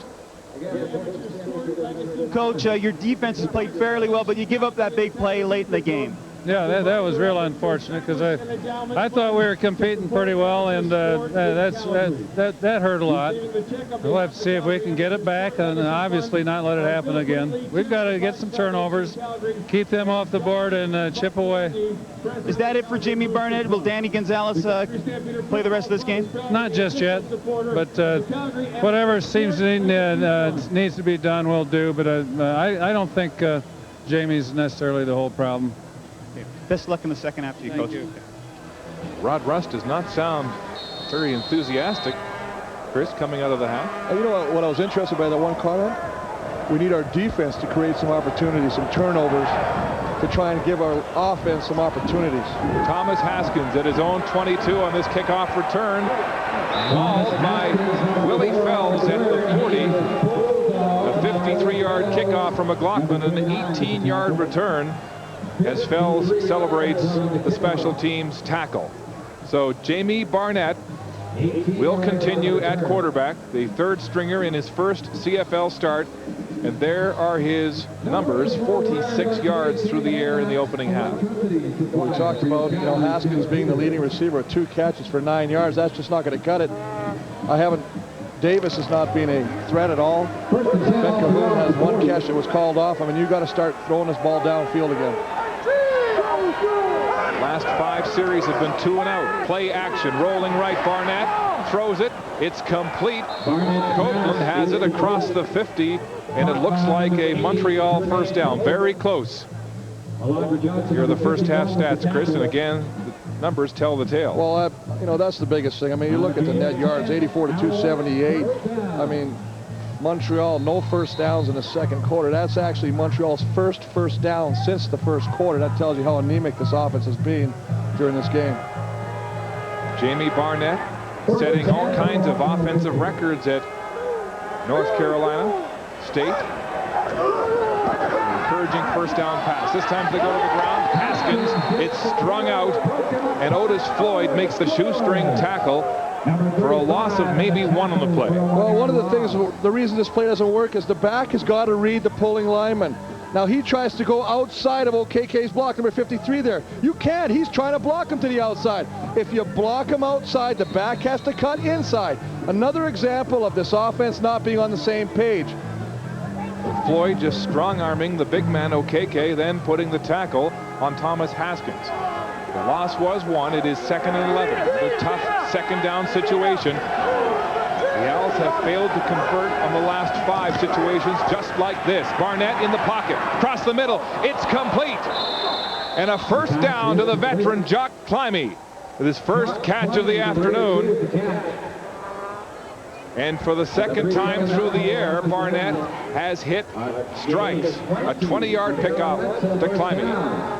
Well, just a nice job of sitting back there. He sits in the pocket, throws. He's just got a step on Ricky Bell, but the ball is there. Jock Climie juggles it, but the concentration of the veteran pulls it in, and as you say, that's 2 big plays to start this second half. Climie, of course, in his second game back after missing 3 with post-concussion syndrome problems. Barnett, play action, rolling, pursuit from Traversy. It's away into the hands, and Bruno Heppel can't hold on as he's hit immediately and pounds the turf in frustration. That ball was there. And you know what, Mark? The reason he pounds it, he should catch it. I mean, you can't do this. This is a quarterback struggling to get some confidence, some momentum. The ball is there. Now you got to hold on to this football right now. The fact that he juggles it, keeps his hands up, he's not able to protect himself from the tackle, and he pays the price. Ricky Bell, the rookie out of North Carolina State, making Heppel, as you say, pay the price, taking that shot in the breadbasket, dropping the ball. 2nd and 10. Barnett playing with authority here in the first series of the second half, rolling, buying time. Eludes 1 tackle, gets it away, it's complete. Ben Cahoon has the ball, and terrific poise by young Barnett, but it will be short of the first down. Boy, rightly so. Jamie Barnett should be sacked a number of times in this play. Just sits back. He tries to roll outside of the protection, and what happens is he ends up rolling into the coverage right there, and there should be a sack. That's the first one. Jacobs finally gets him, but what poise to come back and throw inside across the grain to Ben Cahoon in the middle, who picks up 8 yards, but unfortunately short, and now Terry Baker on to try a field goal. Good job by Barnett on this opening drive, and a field goal situation from the 40. Baker has hit one so far today from 36. Hits this one hard, and it's perfect. Splitting the uprights, and the Alouettes get their second field goal of the game as Jamie Barnett comes on strong. On CBC, both teams here today, Calgary and Montreal, wearing retro uniforms. Stampeders looking the way they did back in the 40s. The Alouettes the way they did back in the 1960s. And Chris, you know, back in the 50s, they didn't have color commentators, so I'm going to have to ask you to take off the headset as we try something different here this afternoon to celebrate our 50th season. Yes, there was no color back then either. Crandall back to pass, hitch pass, complete to Kamau Peterson. He fumbles the ball out of bounds, but Calgary will retain possession. No slot backs either back in the 50s. They called them split ends and flankers and wide receivers. Wing T offenses. As the Stampeders break the huddle, it'll be 2nd and 3, a gain of 7 by the rookie Kamau Peterson, as Marcus Crandall goes to work in the first drive offensively for the Stampeders here in the second half. He'll pass short. It's complete. First down. And there's a flag on the play as Vince Danielson makes the catch across the 50 to about the 51-yard line. Here's Butstein. And the call will go against the Stampeders. Offensive pass interference, Calgary 88. Second down repeated. So Vince Danielson is called for offensive pass interference as he gets open to make the catch. Now, back in the 1950s, there were no replays either. As they march the ball back, and Crandall goes into the huddle. He has the call from the bench. George Cortez, the coordinator, making the call. It'll be 2nd down and 14 now, Calgary. From the 31. Shotgun formation. Crandall, pressure, steps up, will throw. It's complete to Bo Richter, near the 45 and very close to a first down. But the spot might be just shy. They needed 14, and the gain is very close.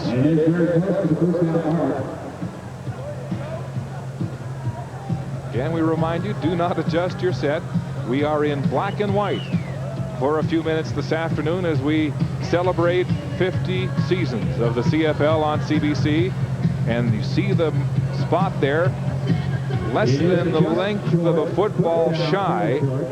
It'll be third down for the Stampeders, just short of the 45-yard line.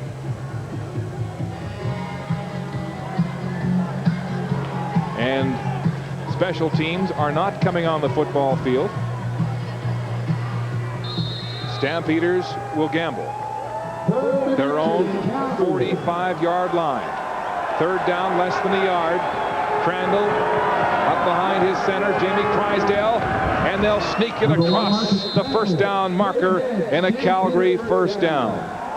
Black and white television, the way they did it back in the 50s, the way some of the great voices of this game called it. Men like Norm Marshall out of Hamilton, Steve Douglas, and the Senator Ted Reynolds from Vancouver, who called the 1954 Grey Cup game. There's our score in the great old-time font. 19-6, Calgary leading here in the third quarter at McMahon Stadium. First down. Stampeders. Play action pass. Naked bootleg. They'll throw. It's Vince Danielson breaking a tackle, diving for the first down. James Whitley, the corner on that play, could not contain the big slot back. Danielson at 6'4", 210. A big target for the Stampeders. Danielson, of course, missing 5 weeks with a hamstring injury. He told me the other day he's been playing with that for 2 years. Danielson with the classic pose from the old days. I remember having my post serial CFL cards like this all over my bedroom wall back in Ottawa. Great day for the slot back. On the ground, it's Kelvin Anderson running into a huge pileup of Montreal defenders. Fleiser, one of several. There's Stephen Reed out of the pileup. Stampeders wearing the barber pole. Black and white right now, but of course red and white with those nice gold pants they wore from 1961 to 1963. And the Stampeders have asked CBC if they can hang on to those pants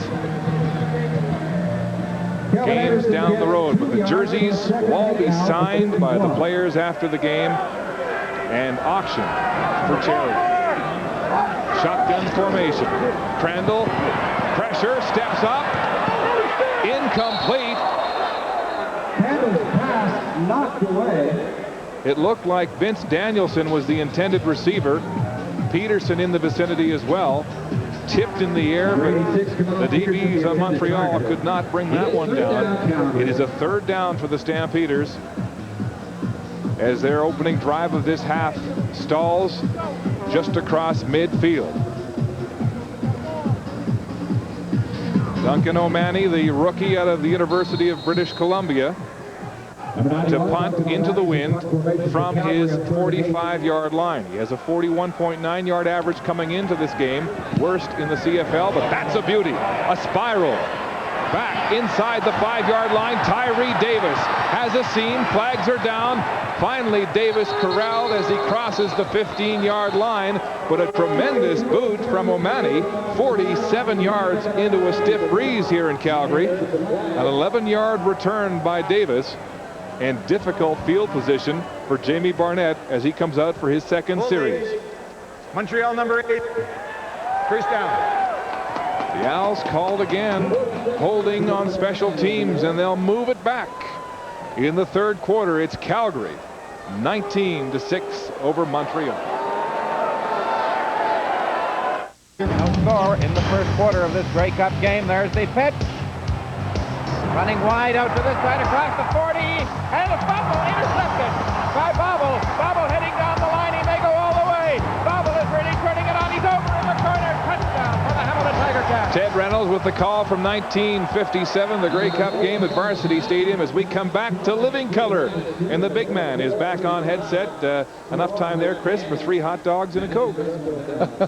It's a good thing you weren't counting. It is great to be back, and thank God we got color so we can, I have no job. You're doing such a fine job there. I was just getting all excited listening to you talk. I'm glad you're back, big man. Provide analysis. The replays are back, and Jamie Barnett at quarterback, 3 of 4 completions in his first series for 39 yards. What will he do here? Shotgun.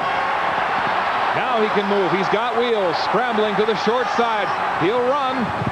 Hit hard by Malvo, and you can hear that all the way up here, Chris. Nice job of Malvo sticking him, but you can see the determination of the young quarterback. Jamie Barnett getting out of trouble again, doing what he can to keep the drive alive, to keep the offense on the football field. Let's listen to the contact. Malvo.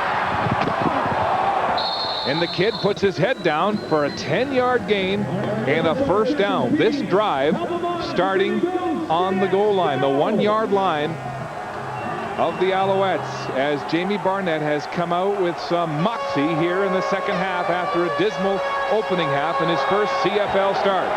He'll go to LaPointe, running with authority, putting his head down, and another Alouette first down across the 40. The gain about 14. And I think this is the way you attack the Calgary defense, is with a power back, much like LaPointe. Haskins, a great running back in his own right, but I think you have to go right at him north and south. And we've seen this play twice successful. Once to the left side of the offensive line, once to the right on this play. And that's what they have to do. Go right at the strength of the Calgary defense. 3 first downs in a row for the Montreal Alouettes as the Stampeders get a challenge on offense. Barnett rolling left. He'll keep the ball, running more in this half. Gets a good block from Tyree Davis, keeps his footing, and steps out of bounds at the 45. Another Alouette first down. That's 4 in a row. And what they're doing, Mark, is they're trying to run the shovel pass. What he'll do is if they open it up, he's just going to look for, see Haskins number 4 running there.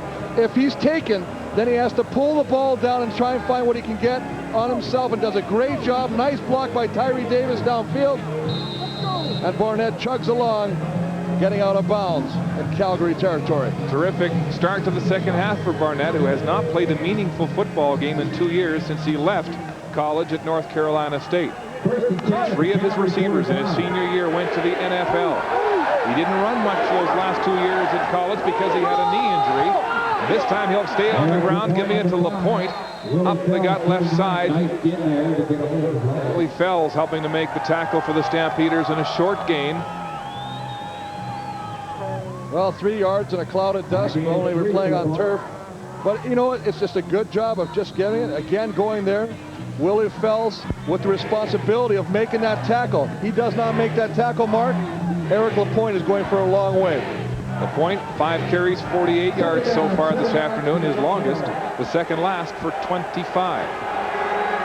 Second down, 7 yards to go, Alouettes. Here's Barnett, staying in the pocket this time, flushed, gets it away. It's incomplete as Alondra Johnson hits him from behind as he released the ball. Well, one of the things a young quarterback will do, if he can't find anybody, they have a term called happy feet. They start bouncing around and they move around. Jock climbing. Now he's going to run his pattern. It's going to work a little bit. Working against Ricky Bell. Goes to the outside. He's wide open. He wants the football. Fortunately, the football is not going to be delivered because Alondra Johnson and James Cott, number 99, are going to lay a licking on number 12 on that play. And Eric LaPointe, limping at the end of that replay, is down at midfield as injuries continue to bite the Alouettes. They seem to be looking at that left ankle, working on it right now. Number 5, Eric LaPointe, being attended to. Chris LaPointe running strong here in the second half. The Owls already losing Archangel, the return man, and backup back in the first half. Of course, Mike Pringle still convalescing after injuring both of his feet. One a dislocated toe, the other a hyperextended arch. And this is not good news, although Lapointe is up under his own steam. Well, he's limping off under his own steam. I think they'll take the shoe off, take a look at the ankle. If they can put some tape on it for support, they will. They'll probably give him a spat job, which is a tape job over the shoe for more support. And hopefully we'll see number 5 back in the football game shortly. Third down in a field goal situation for Terry Baker. Ben Cahoon will spot this at the 49-yard line. 36 and 40, the distances so far for Baker, and he's wide left. And the Stampeders' Antonio Warren will concede a single as they go to work on Eric Lapointe at the Montreal bench. Back in Calgary, and Chris, a chance to update your game notes. Well, absolutely. We can talk about what we expected out of Montreal offense. We said they got to stop the turnovers. Dismal last week. They have 3 fumbles this game already, but fortunately they recovered them all. On defense, stopped the big play. Bo Richter, 70 yards. Calgary, 19 points in the second quarter, so they got some points on the board, and they don't need to catch any interceptions right now because they're stuffing everything anyway. Here's Warren with the pitch out wide side, and stopped just as he crosses the line of scrimmage. The gain will be about 3 yards on the play. Well, Antonio Warren, as you say, comes in a lot of times, alternates with Calvin Anderson. Nice job of picking his way, but a good job of reading the play and filling it by middle linebacker Glenn Young, number 55. 2nd and 7 for Marcus Crandall, who has been good on 60% of his passes for 248 yards and a touchdown so far this afternoon. In the shotgun. Across the middle. Bo Richter goes up high, but is hit from behind by Lester Smith and Torrey Hunter and can't hold on. It's incomplete and a punting situation for Calgary. Well, the Montreal defense is doing its part.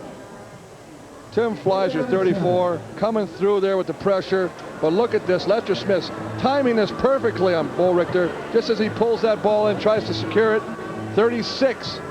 Knocks it loose from hitting it from behind and forces O'Mahony to punt the football and give the ball back to the Montreal offense. Tyree Davis is back for the Alouettes, along with the rookie Reggie Durden, as O'Mahony stands at his 31.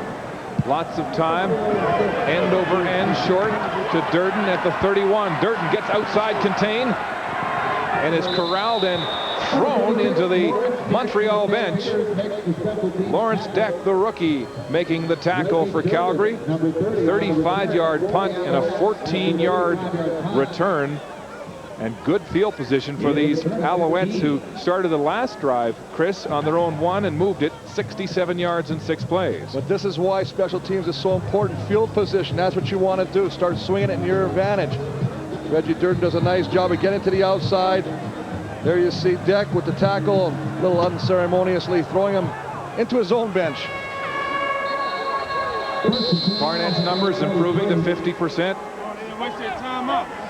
And the timeout has been called by the Stampeders. It looks like they were short one player as Otis Floyd sneaks onto the field. Let's go down to Peter. We're here with Canadian short track speed skater Isabelle Charret, who's the wife of Steve Charbonneau of the Montreal Alouettes. And now, why are you in Calgary as well as your husband? We know he's playing football. Why are you here? We have a World Cup of short track this weekend, and I wanted to watch a competition. I'm not skating because I didn't skate last year, so I'm not on the racing team, but I'm coming back after a year off, and I wanted to see the competition, the level, international level, so that's why I'm here. What's it like to have 2 high-performance athletes in the same house?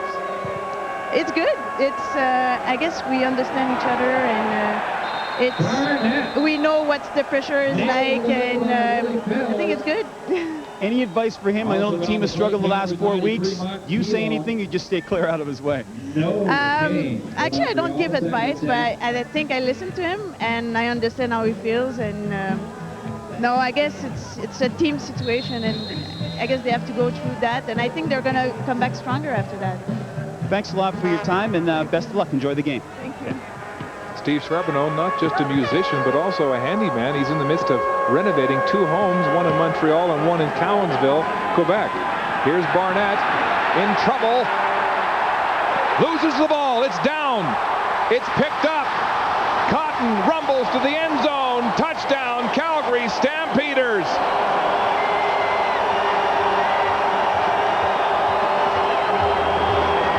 "23 yards after the ball was stripped from Barnett, who probably should have eaten it instead of trying to pass in the grasp."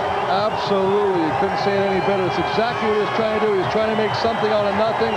We've seen him time and time again try to escape the clutches of the Calgary Stampeders defense. He gets lucky a lot of times earlier in the game. This time he should have just taken the sack, tries to force the situation. The ball jars loose. James Cotton, 99, picks it up, takes it into the end zone, and a big blow for any hopes that the Alouettes might have had. Right here, he should have eaten the ball as Pilon got his hands on him. And there was James Cotton, already with 1 sack today, picks up the fumble recovery and returns it 23 yards for pay dirt. McLaughlin's convert is good. And after a promising start to the second half for Montreal, they're in trouble as Cotton opens a 25-7 lead.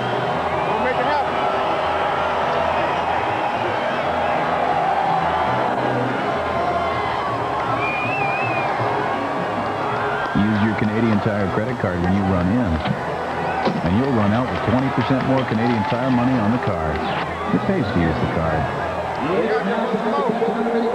James Cotton still savoring the fumble return for a touchdown in a 26-7 lead. Mark Pilon, the man with the strip. Well, Pilon and A.J. Johnson, 51, and 93 comes over the top. He jars the ball loose and allows James Cotton, number 99, to go into the end zone. There he's escorted by a very jubilant Joe Fleming. And what might be a backbreaker of a touchdown for this Alouette team. And there's an injured Stampeder at the Montreal 5-yard line as the celebration continues on the Calgary bench. That one was for AJ. Right there, old man right there, AJ. I'm not sure AJ is going to appreciate being called the old man, but that one was for AJ from James Cotton.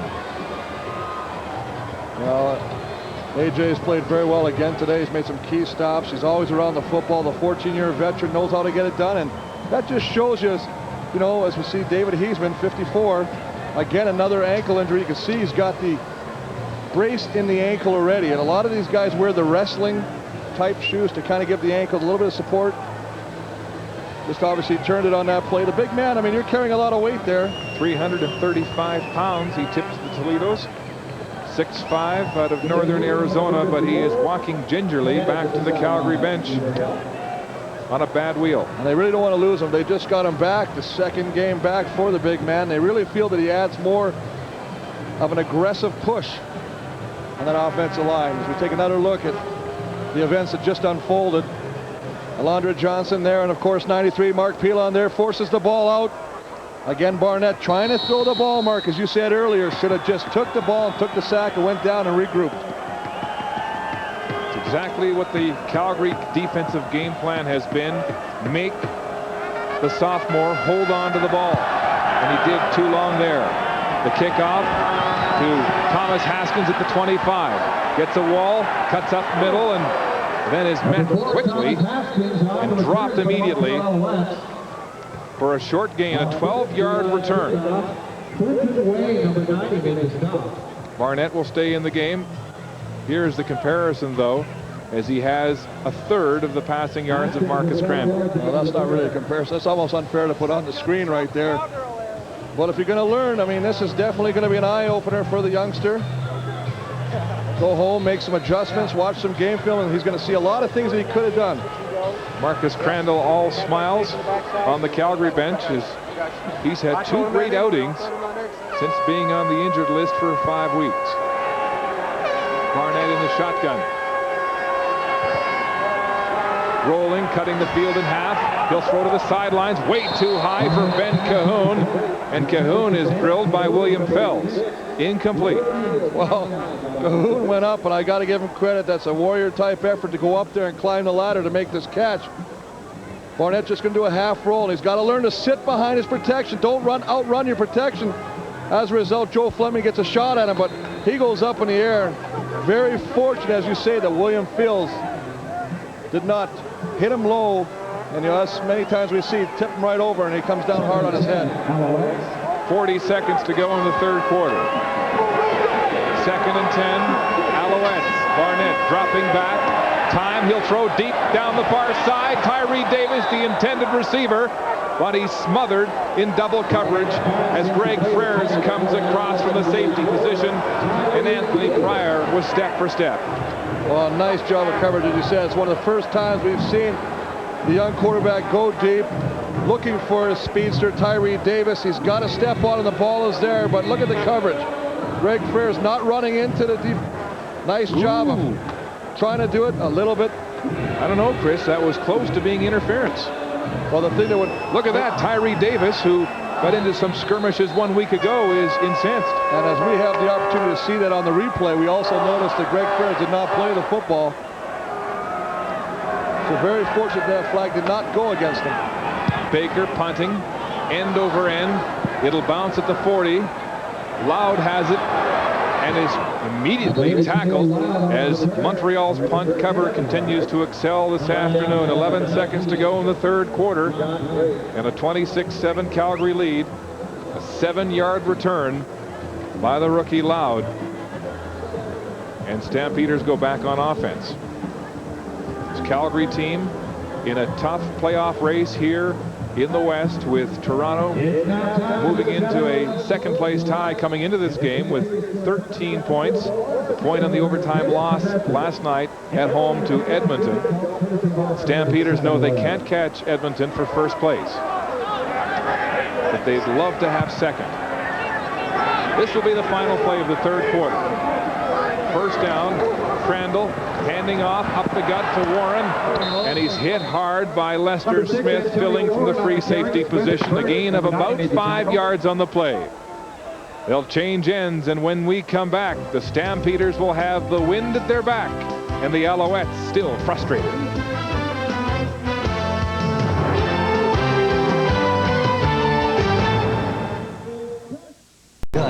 Check it out. Welcome back to Retro Saturday. The CFL on CBC celebrating 50 seasons. And the players joining us this afternoon, Chris, wearing their retro jerseys. The Stampeders in the barber pole red and white and gold pants, combining two eras, the 40s and the 60s. And of course the Montreal Alouettes in their dark blue 1960s jerseys, white pants with red stripes, and these jerseys will be autographed by the players immediately following the game and will be auctioned off to various charities across the country. And you know what, you were wondering what I was doing. We went to the retro black and white. I was in there making a bid. I'll tell you, there's some nice looking jerseys out there, and some of the players have said they want their jerseys, so they're welcome to make a bid. Second down. Crandall with pressure gets it away, complete to Mark Boerichter, and a first down just shy of the 45-yard line. Gain of approximately 9 on the play. Well, nice job of just sitting back there knowing the pressure's going to come. Richards is coming. Arkell Trulak's coming, number 58, but he gets the ball away in a little crossing pattern to Boerichter, and there's a lot of work out there to bring in a blitz. 55, Glenn Young, everybody's getting picked up. That's a nice job. Trying to give your quarterback as much time as he possibly can have. Defense playing with a sense of urgency on the Montreal side of the ball. Here's Antonio Warren running into heavy traffic. Warren coming into this game just 2 kickoff returns shy of the single season record and only 13 yards shy of the single season record, but he's yet to get a kickoff from Montreal.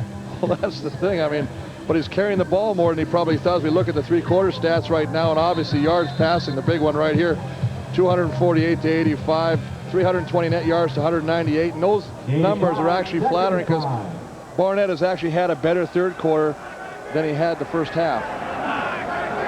Second down and 5 from the shotgun. Crandall steps up, across the middle, it's complete at midfield to Loud. Camille Loud holds on to the ball and is rocked by the linebacker, Stephen Reed. First down, Stampeders, as they move the sticks again. Well, the biggest thing, and I use that word, these receivers are all tall, big targets for Crandall, and he just gets rid of the ball. And again, Camille Loud coming across, another big 6-footer. I mean, he's going to punish you as much as you punish him after he makes the catch, and Stephon Reed trying to lay the lick on him. Stampeders moving the ball and eating up the clock. Less than 13 minutes in regulation play. Here's the reverse. Peterson takes the ball, but the Alouettes were waiting. They showed that earlier in the game, but handed off up the middle. This time they went on the reverse, and Wiltshire was waiting with open arms.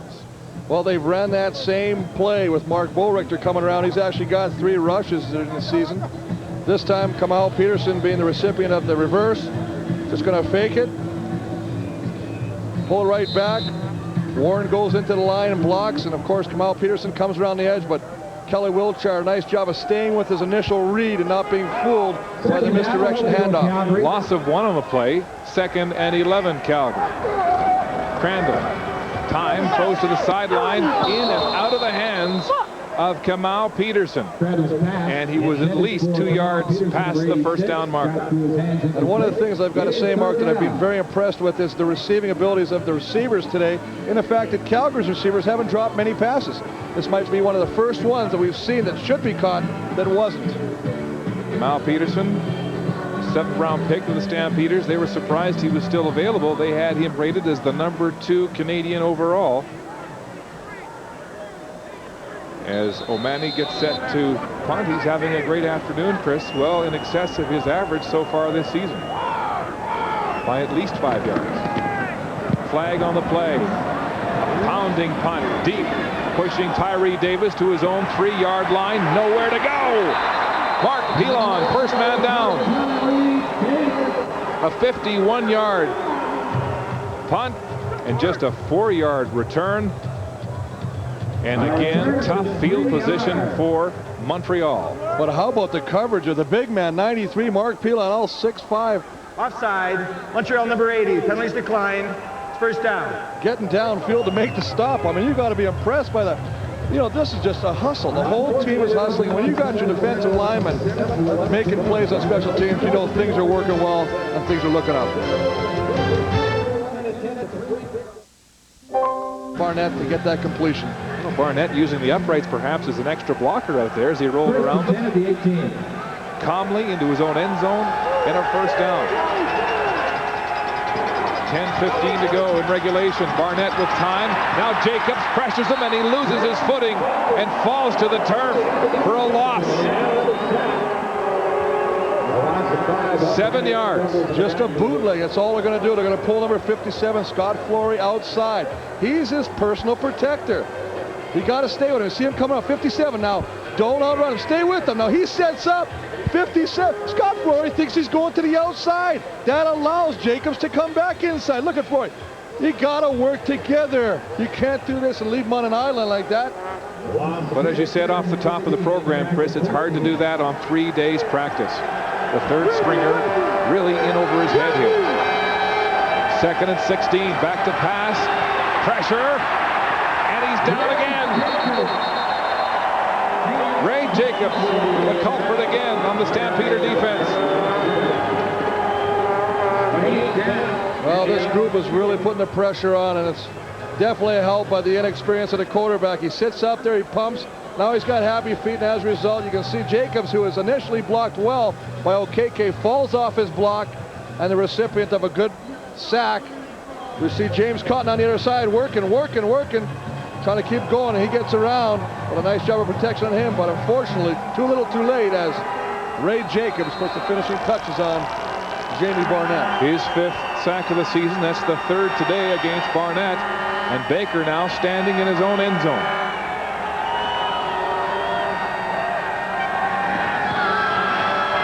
Gets it away from the goal line. A high spiraling punt across midfield. Warren has it at the 50-yard line. Weaving, running hard, and is finally tackled at the Montreal 40. Matt Petts makes the tackle, but not before Warren rumbles for 19 yards and gives the offense good field position. Crowd of more than 34,000 enjoying this one this afternoon. Coming up this evening on Hockey Night in Canada, Game 1 has Matt Sundin and the Leafs against the Flames here in Calgary. And that'll be followed by Florida's Panthers in Edmonton to skate against the Oilers. It all begins with Labatt Saturday night at 6:30 Eastern. First and 10, Calgary. Stampeders have struggled on offense in the second half with 3 punts to show for 3 drives. Here they are, though, in good field position. Pump action. Crandall down the sidelines, looking for Peterson, who climbs the ladder but can't bring it down. It's incomplete. Well, he's becoming quickly a favorite target of Marcus Crandall. I mean, he just goes. He knows this guy is, like you say, he's going to do whatever he can to come down with the football. Great athlete. I was looking at his bio yesterday. I thought it was just, here's a guy who didn't play football till high school. Plays in 1 game in high school on offense, scores 6 touchdowns. Goes on defense. Goes on defense and returns 3 interceptions for touchdowns. So, I mean, he can do it all. Great athlete. Stampeders expect he will become a premier receiver. 4 catches for 38 so far this afternoon. Pressure on Crandall. He evades it. Still going. Fires across the middle. And it's incomplete. Well, just to throw an incompletion. Fleiser was in on the flush there. Well, Timmy Fleiser, I mean, is not a guy who gets a lot of starts. He's a backup, and he gets to play in all the positions. But he's really had a whale of a game in a losing cause for the Alouette defensive line. Tremendous hustle. We've seen him in the backfield more than once today. Keeps working, keeps working. And that forces Crandall to throw that ball behind any receiver, and McLaughlin on to try a field goal. McLaughlin has been perfect. 4 for 4, his longest, 53. This one from 48. A 48-yard field goal. The long distance feeling today. Hitting this one hard. It's good. 5 for 5. Mark McLaughlin, true today for the Stampeders. Mark McLaughlin, perfect today, 5 for 5. 53, 52, 48, 32, and 17 yards. That would be the short and the long of it there, Mark. The Alouettes in difficulty again on a 4-game losing skid, facing a 5th here. With injuries at quarterback and running back really hurting this offense. The 3rd stringer, Barnett, still in the game, pumping, wants to go deep. Has time. Now he goes to Tyree Davis, in and out of his hands as he looks into the sun. Incomplete. Well, that's inexperience by Jamie Barnett. What I mean by that is he pump fakes. Now, if you're going to pump fake, then you got to throw the football. But he pump fakes, pulls the football down again, and waits. Now, Davis is going to run a little wheel route, out and up. Now, initially, there he is. He's got the step. But the fact that he pumps Barnett and holds the football allows the safety, Greg Frères, to come over and make the play. Just another example of the inexperience of the young comer. Completed 9, Barnett has, of 20 attempts as Frères scans the offense. 97 yards passing, that's all he has to show. Back to pass again, 2nd and 10, he'll go long, into coverage. Haskins, the intended receiver, but he took a beating. Malvo is celebrating that hit, and it'll be another punt situation for the Alouettes. Oh, he threw that ball between 2 of the defenders we've seen lay a great lick today, and that would be Malvo and Pryor. He's just trying to fit it in there. Sit back there, throws a little out pattern. Good coverage on the play. Kelly Malvo very excited about his part in stopping that. The Alouettes drought continues as they conference on the sidelines. They have scored but 2 touchdowns on offense since Anthony Calvillo left 4 weeks ago. None here today. 2 field goals and a single. And Baker gets a skyrocket back to the 15. It's Warren returning for the Stampeders. But lots of traffic to limit his return to just 10 yards on a 60-yard punt from Terry Baker, who has been the star of the day for these downtrodden Montreal Alouettes.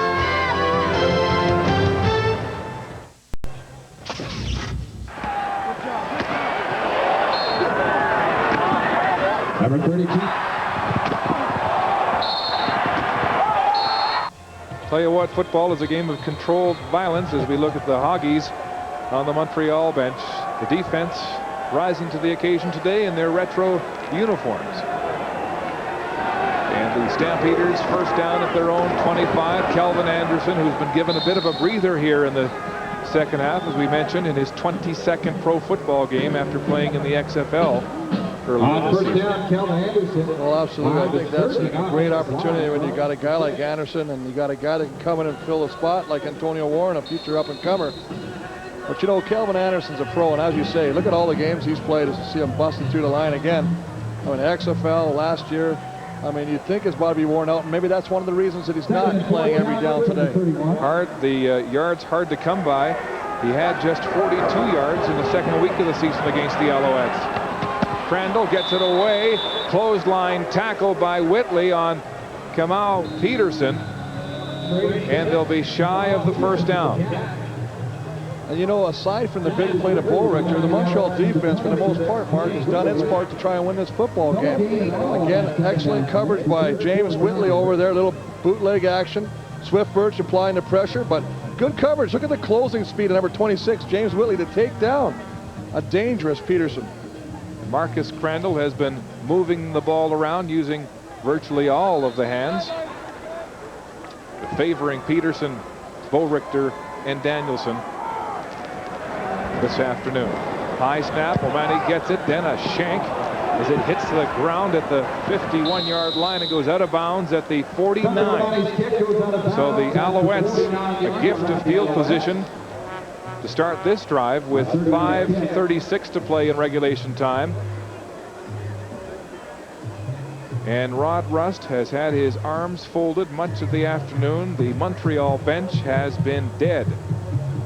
There's no life as we continue to follow the Grey Cup finalists back home next week against the Hamilton Tiger Cats. And what a game that is, with the Cats 2 points back, but with a game in hand in the battle now for second place in the East. First down, Alouettes at the 49. Barnett, reverse pitch out. Copeland has some daylight, then pays the price as he's hit by 3 Stampeders all at once, with Anthony Pryor introducing himself first. Well, Anthony Pryor, AJ, number 51, and James Cotton. I'm really impressed with Cotton. I mean, this kid really can play from that end position. Not only coming from the inside, but chasing down the speed. The team speed on defense has really impressed me right now. Just a little pitch out, reverse. Copeland's going to get around the side. Now 99's there. Look at that. Look at the hustle. And look at 51, AJ, Laundry Johnson, as you say. Anthony Pryor all sticking there. That's what you want on defense. Second down and 4 at midfield. Barnett will hand off to Eric Lapointe, running hard, and puts his head down very close to a first down. Well, it's good to see Eric Lapointe back in. We saw him leave earlier in the game. Bit of an ankle concern. It looks like they taped it up, and he's back in there, and he's, I think, going to come up just a touch short on this. I would believe that with the score the way it is right now, there's no choice but to go for it. 4:28 to play, and the Alouettes down by 22. That's 3 converted touchdowns. One of those obviously would need to be a 2-point conversion just to tie. There's the measurement. They're about a yard short. Rod Rust, subject of some speculation, given the endorsement from Jim Popp after the 4th straight loss 1 week ago, but he said, "I don't worry about being fired. I'm not aware yet that this is a funeral." Well, I mean, he can't control it. All he can do is get the team the best way he can prepared, and then the players got to play the football game. Here's the gamble on 3rd down. Barnett pushing. He hesitated after the snap, but it looks like he might have it, Chris. Well, absolutely. He did hesitate. It almost looked like he had trouble with the snap, and then when he got it, that allowed the penetration of the Stampeders to try and keep him short, but it looks like because of the spot, they're going to give him the first down. This drive will stay alive, but good play. You see Fleming coming over the top. AJ, Pelon, they're all trying to force him back, but as you say, Barnett, a little hesitant while sticking his head behind those big offensive linemen and picking it up quickly. You'd be brave to stick your nose in there. It is a first down at the 50 of Calgary. Play action. Barnett pumping.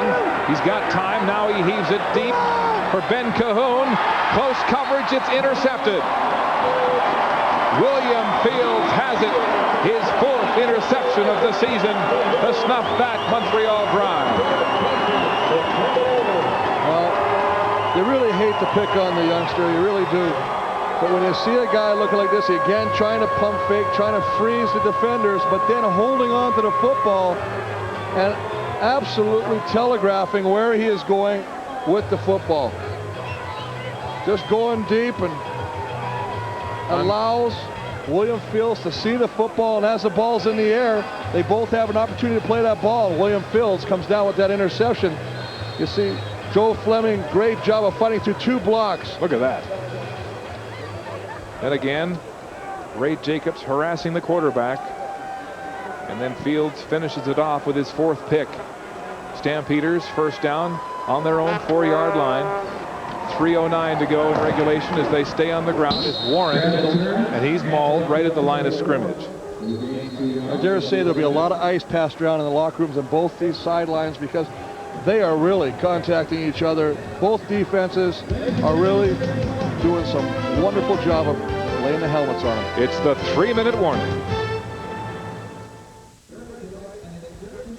Stampeders with a comfortable 29-7 lead with 3:02 to play in regulation time. And finally, Chris, they're not facing last-minute heroics. Look at this font. The last 7 games have been decided in the final minute. 4 of them Calgary losses. Team looking for its 2nd straight victory of the season. As Crandall throws from the end zone, it's tipped and nearly intercepted by Stephen Reed. Warren was the intended receiver out of the backfield, couldn't hang on, and Reed was a step late.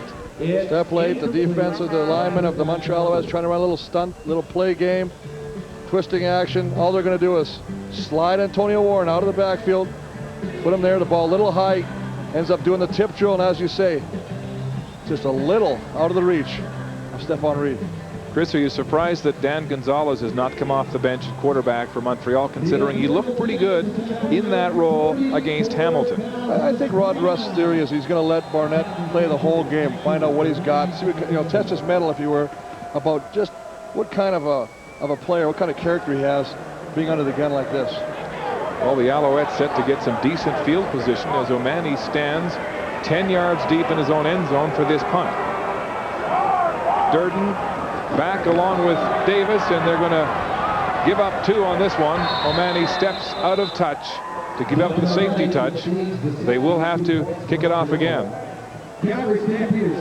But that's just a smart play right here. I mean, this is well coached. I mean, you got to give Coach Buono credit for this. Not even going to take an opportunity of maybe giving any life to the Montreal offense by having to punt from the end zone and giving them good field position. They say, we'll give them 2 points and we'll kick off, we'll push them deep. Our defense has been all over them all day, so we'll let them handle that. There's Dan Gonzalez along with Anthony Calvillo, with Tukes and Parkas staying warm. No indication that either of them will come off the bench, and Calvillo still in a lot of pain with that rotator cuff in the left shoulder, injured. I watched him in warm-up today, Mark, and I was watching him move that left shoulder. It's his non-throwing shoulder, and he was moving it around, albeit a lot slower than the right one.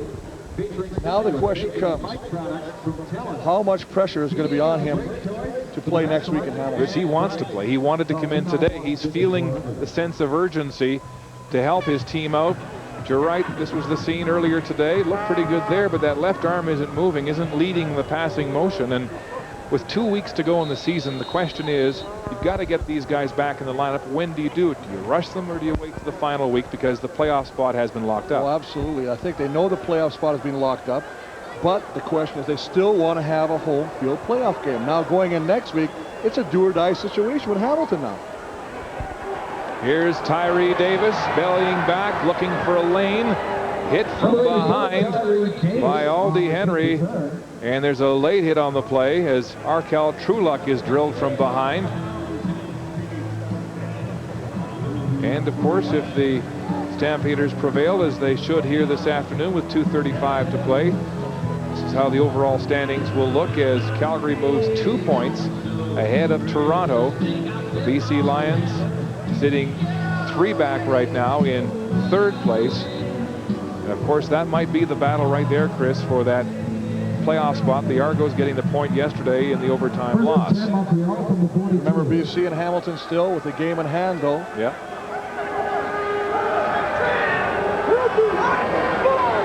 Barnett in the shotgun, rolling, throwing to the far side. Wide open is Ben Cahoon, who makes the catch, then puts his head down for 5 more.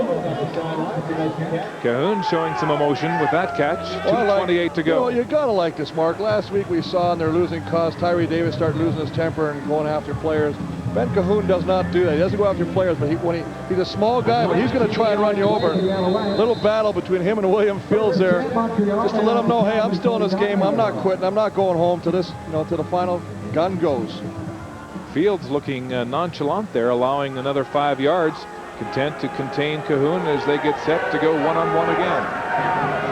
Play action, hitch pass, Haskins gets a block and is just tripped up.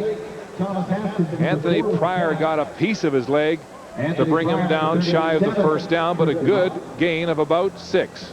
But the situation that you see with the Calgary defense is there's never one guy just making the play. There's always somebody else helping. Little hitch pass, as you say, goes out there. Now look that's a nice job at 37 getting in there. But the other guy, 39, Willie Fells. It's never a one-on-one situation. This team speed of the Calgary defense really proving itself today. 2nd and 4. Stampeders content to give up the short plays. Handoff right side. Eric LaPointe turns upfield. Gain of maybe 1. And all too often we see defenses with this big of a lead play soft, play prevent, almost pillow-like defense, allowing the clock to run out. Boy, you'll have none of that here with these boys, the big boys. Look at this. He tries to come, but look again at the pursuit. How many Calgary Stampeders are there right now?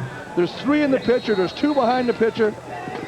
Jim Daly signaling in the defense. His line has corralled this Alouette running game all afternoon as Barnett is sub 500, completing 11 of 24 passes for 122 yards and 1 touchdown so far. They'll go for it here on 3rd down. Nothing to lose. Barnett in the pocket waiting across the middle, and it's knocked down by Joe Barnes. Jock Climby, the intended receiver. And so the Alouettes will turn the ball over on downs. Well, the 3rd time they've tried to go to Jock Climby today. Jock Climby with 1 catch, but again, wonderful coverage by Joe Barnes, following him all across the hip pocket of number 82. Staying with him, step for step. Just a nice job of running right there, closing speed right there, reading the quarterback. Again, when you have a young quarterback, and Mark, you used to play quarterback, you know what I'm talking about. You get in there the first time, you start looking at where you want to throw the football. It all moves so fast down there, and your first read is so critical. If you can't see anybody open, it becomes a long afternoon. 1:40 to play regulation. Scott Dybert gets the call as he hurdles the Montreal defensive line and goes up the gut for a gain of about 5. Well, Dybert getting an opportunity to carry the mail. He's only got 6 carries all season coming into this game, so he loves to touch the pigskin. He's used mainly as a blocking back. Nice to get your name in the newspaper. Calvin Anderson getting a breather. The league's leading receiver. Had hoped to see a matchup of the number 2 man, Mike Pringle, who did not make the trip but continues to be on the injured list. 2nd down and 5. Stampeders stay on the ground. Dybert again pushing the pile up close to a 1st down at the 52-yard line. The game will be about 4. Might be just shy of the 1st down marker, but you've got to be concerned if you're a Montreal Alouette football fan, Chris. That's 5 straight losses, and there's no life on this veteran team. Well, absolutely. They really look like a very downtrodden, demoralized group. There's no life, as you say. They sit on the bench, heads are hung. There's question marks in everybody's eyes here. But I think if you are a Montreal fan, there's one silver lining in this dark, dark cloud, and that is that you will have Cavill coming back, that you will have Mike Pringle coming back. And those 2 players, I know they're only 2 players, but they will definitely have a big impact on the part that's really troubling this Montreal team, and that's their offense. Well, quarterback is the most important position in football, and as Ben Cahoon looks on, disconsolate. It's been a big problem. Look at last year when Danny McManus went down for the Tiger Cats, and they were in trouble. 55 seconds and counting as the Stampeders try to run out the clock. Dybert gets the call again as they stay on the ground. And there is some question as to whether Anthony Calvillo can play next week. Jim Popp, the general manager, telling us he still thinks it might be too soon, and he said that Pringle left practice after screaming out loud in pain, making a cut, that one of his feet still seriously full of pain. That's the thing, Mark. People don't understand that in the case of Mike Pringle, both his feet are hurting him. Yep. So he has to compensate on the other one, but he can't because both of them have got injuries. That really makes it tough to come back. He may get one back, one better, but he's still got to worry about the other ankle. He's got an arch problem. Now you got Calvillo in a situation with him. Where do you bring him back? Do you force him back next week? What happens if he gets hit and his shoulder gets worse? You've basically thrown away your entire season. That's the gamble right now. Well, they have a playoff spot. They don't need to win another game, but they do need to secure second place. They don't want to have to go through Ivor Wynne and then Winnipeg to get back to Montreal in the Grey Cup, two of the toughest stadiums to play in Canadian football. But I think this team, and I think you mentioned it earlier, they've got to start believing in the people they have. You can't look to other people to lead you. You're all being paid to play this game. You're all professionals. I don't care who you got back there, whether it be you, anybody. You've got to believe that you can do the job, and I think that's the big thing. There's definitely a lack of confidence in the people we have playing at that position right now. O'Mahony running down the clock, 14 and counting.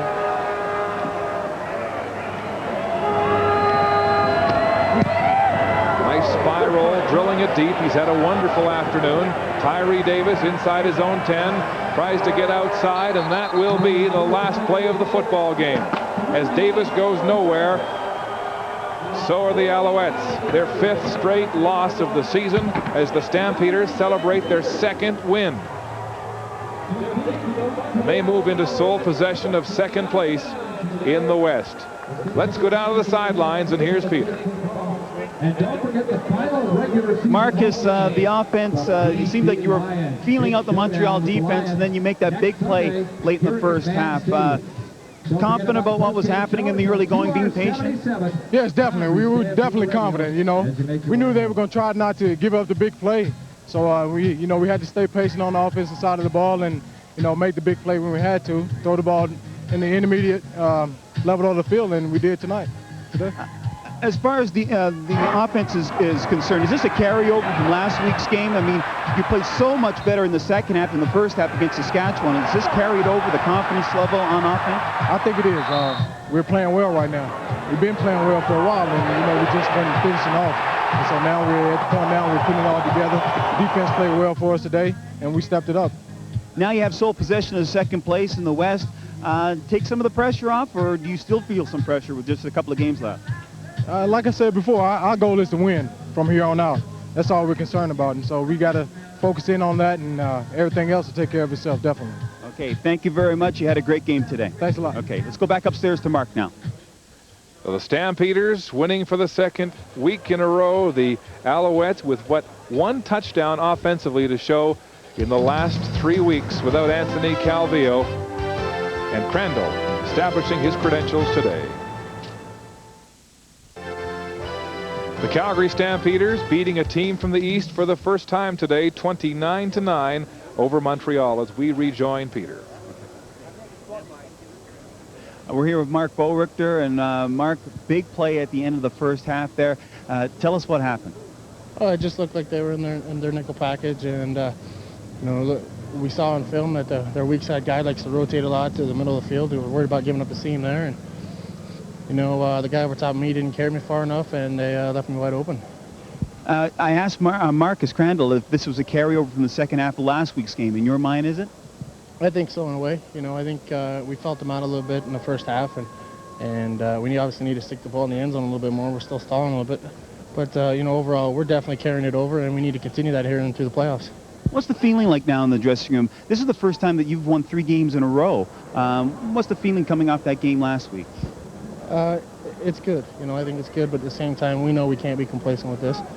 Obviously, they had some guys down, and, we came out and played really well and deserved to win this ball game. But, we got to refocus again here this coming week. We got BC and here at home, and, we're still in the playoff hunt. We're still fighting for position, so we need to keep it going.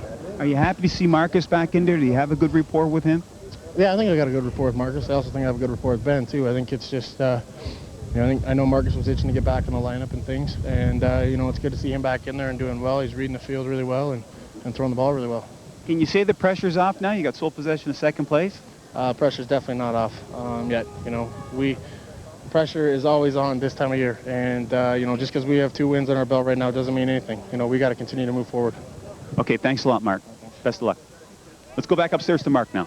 Peter, a tough baptism. First CFL start for Jamie Barnett as he completes 11 of 25 passes today for 122 yards and 1 interception, but he was sacked 3 times. The Flames will try to duplicate the fortunes of the Stampeders today as they play the Leafs, and with a preview, here's Scott Oak at the Penrose Saddledome. And across town here at McMahon Stadium, a look at the West Division right now after Calgary's 7th win of the season as they move 2 points ahead of those Argos in second place. The Argos 1 point ahead now of BC. Of course, the Lions with 1 game in hand. Chris, what do you think about the Argo chances? Well, I think they knew that they had to win every game. I think they got out lucky with one point last night, and I think the biggest thing right now is they know they have to win every game. It's not even a question. You don't win, you don't enter the postseason. That's how it works. And of course, next week the Argos have Winnipeg, the best team in the CFL right now. As the sun gets close to the foothills, it's a 29-9 win for the home team today in Calgary. Coming up this evening on Hockey Night in Canada, Game 1 features Matt Sundin and the Leafs here in Calgary against the Flames. And that's followed by Florida's Panthers in Edmonton to play the Oilers, led by Ryan Smith. It all begins with Labatt Saturday night in about a half hour from now. Next Saturday, it's Thoroughbred Racing's richest day, the Breeders' Cup from Belmont Park, New York. $13 million in purses for 8 races. The CFL on CBC returns next Sunday, October 28th in Montreal, this year's home of the Grey Cup. It's the Owls hosting the Hamilton Tiger Cats. Here today, Calgary with momentum, 2 straight wins. Montreal in frustration as the big red defense beats up on the 3rd stringer, Jamie Barnett, and the downtrodden Alouettes. Thanks for watching, and so long from Calgary.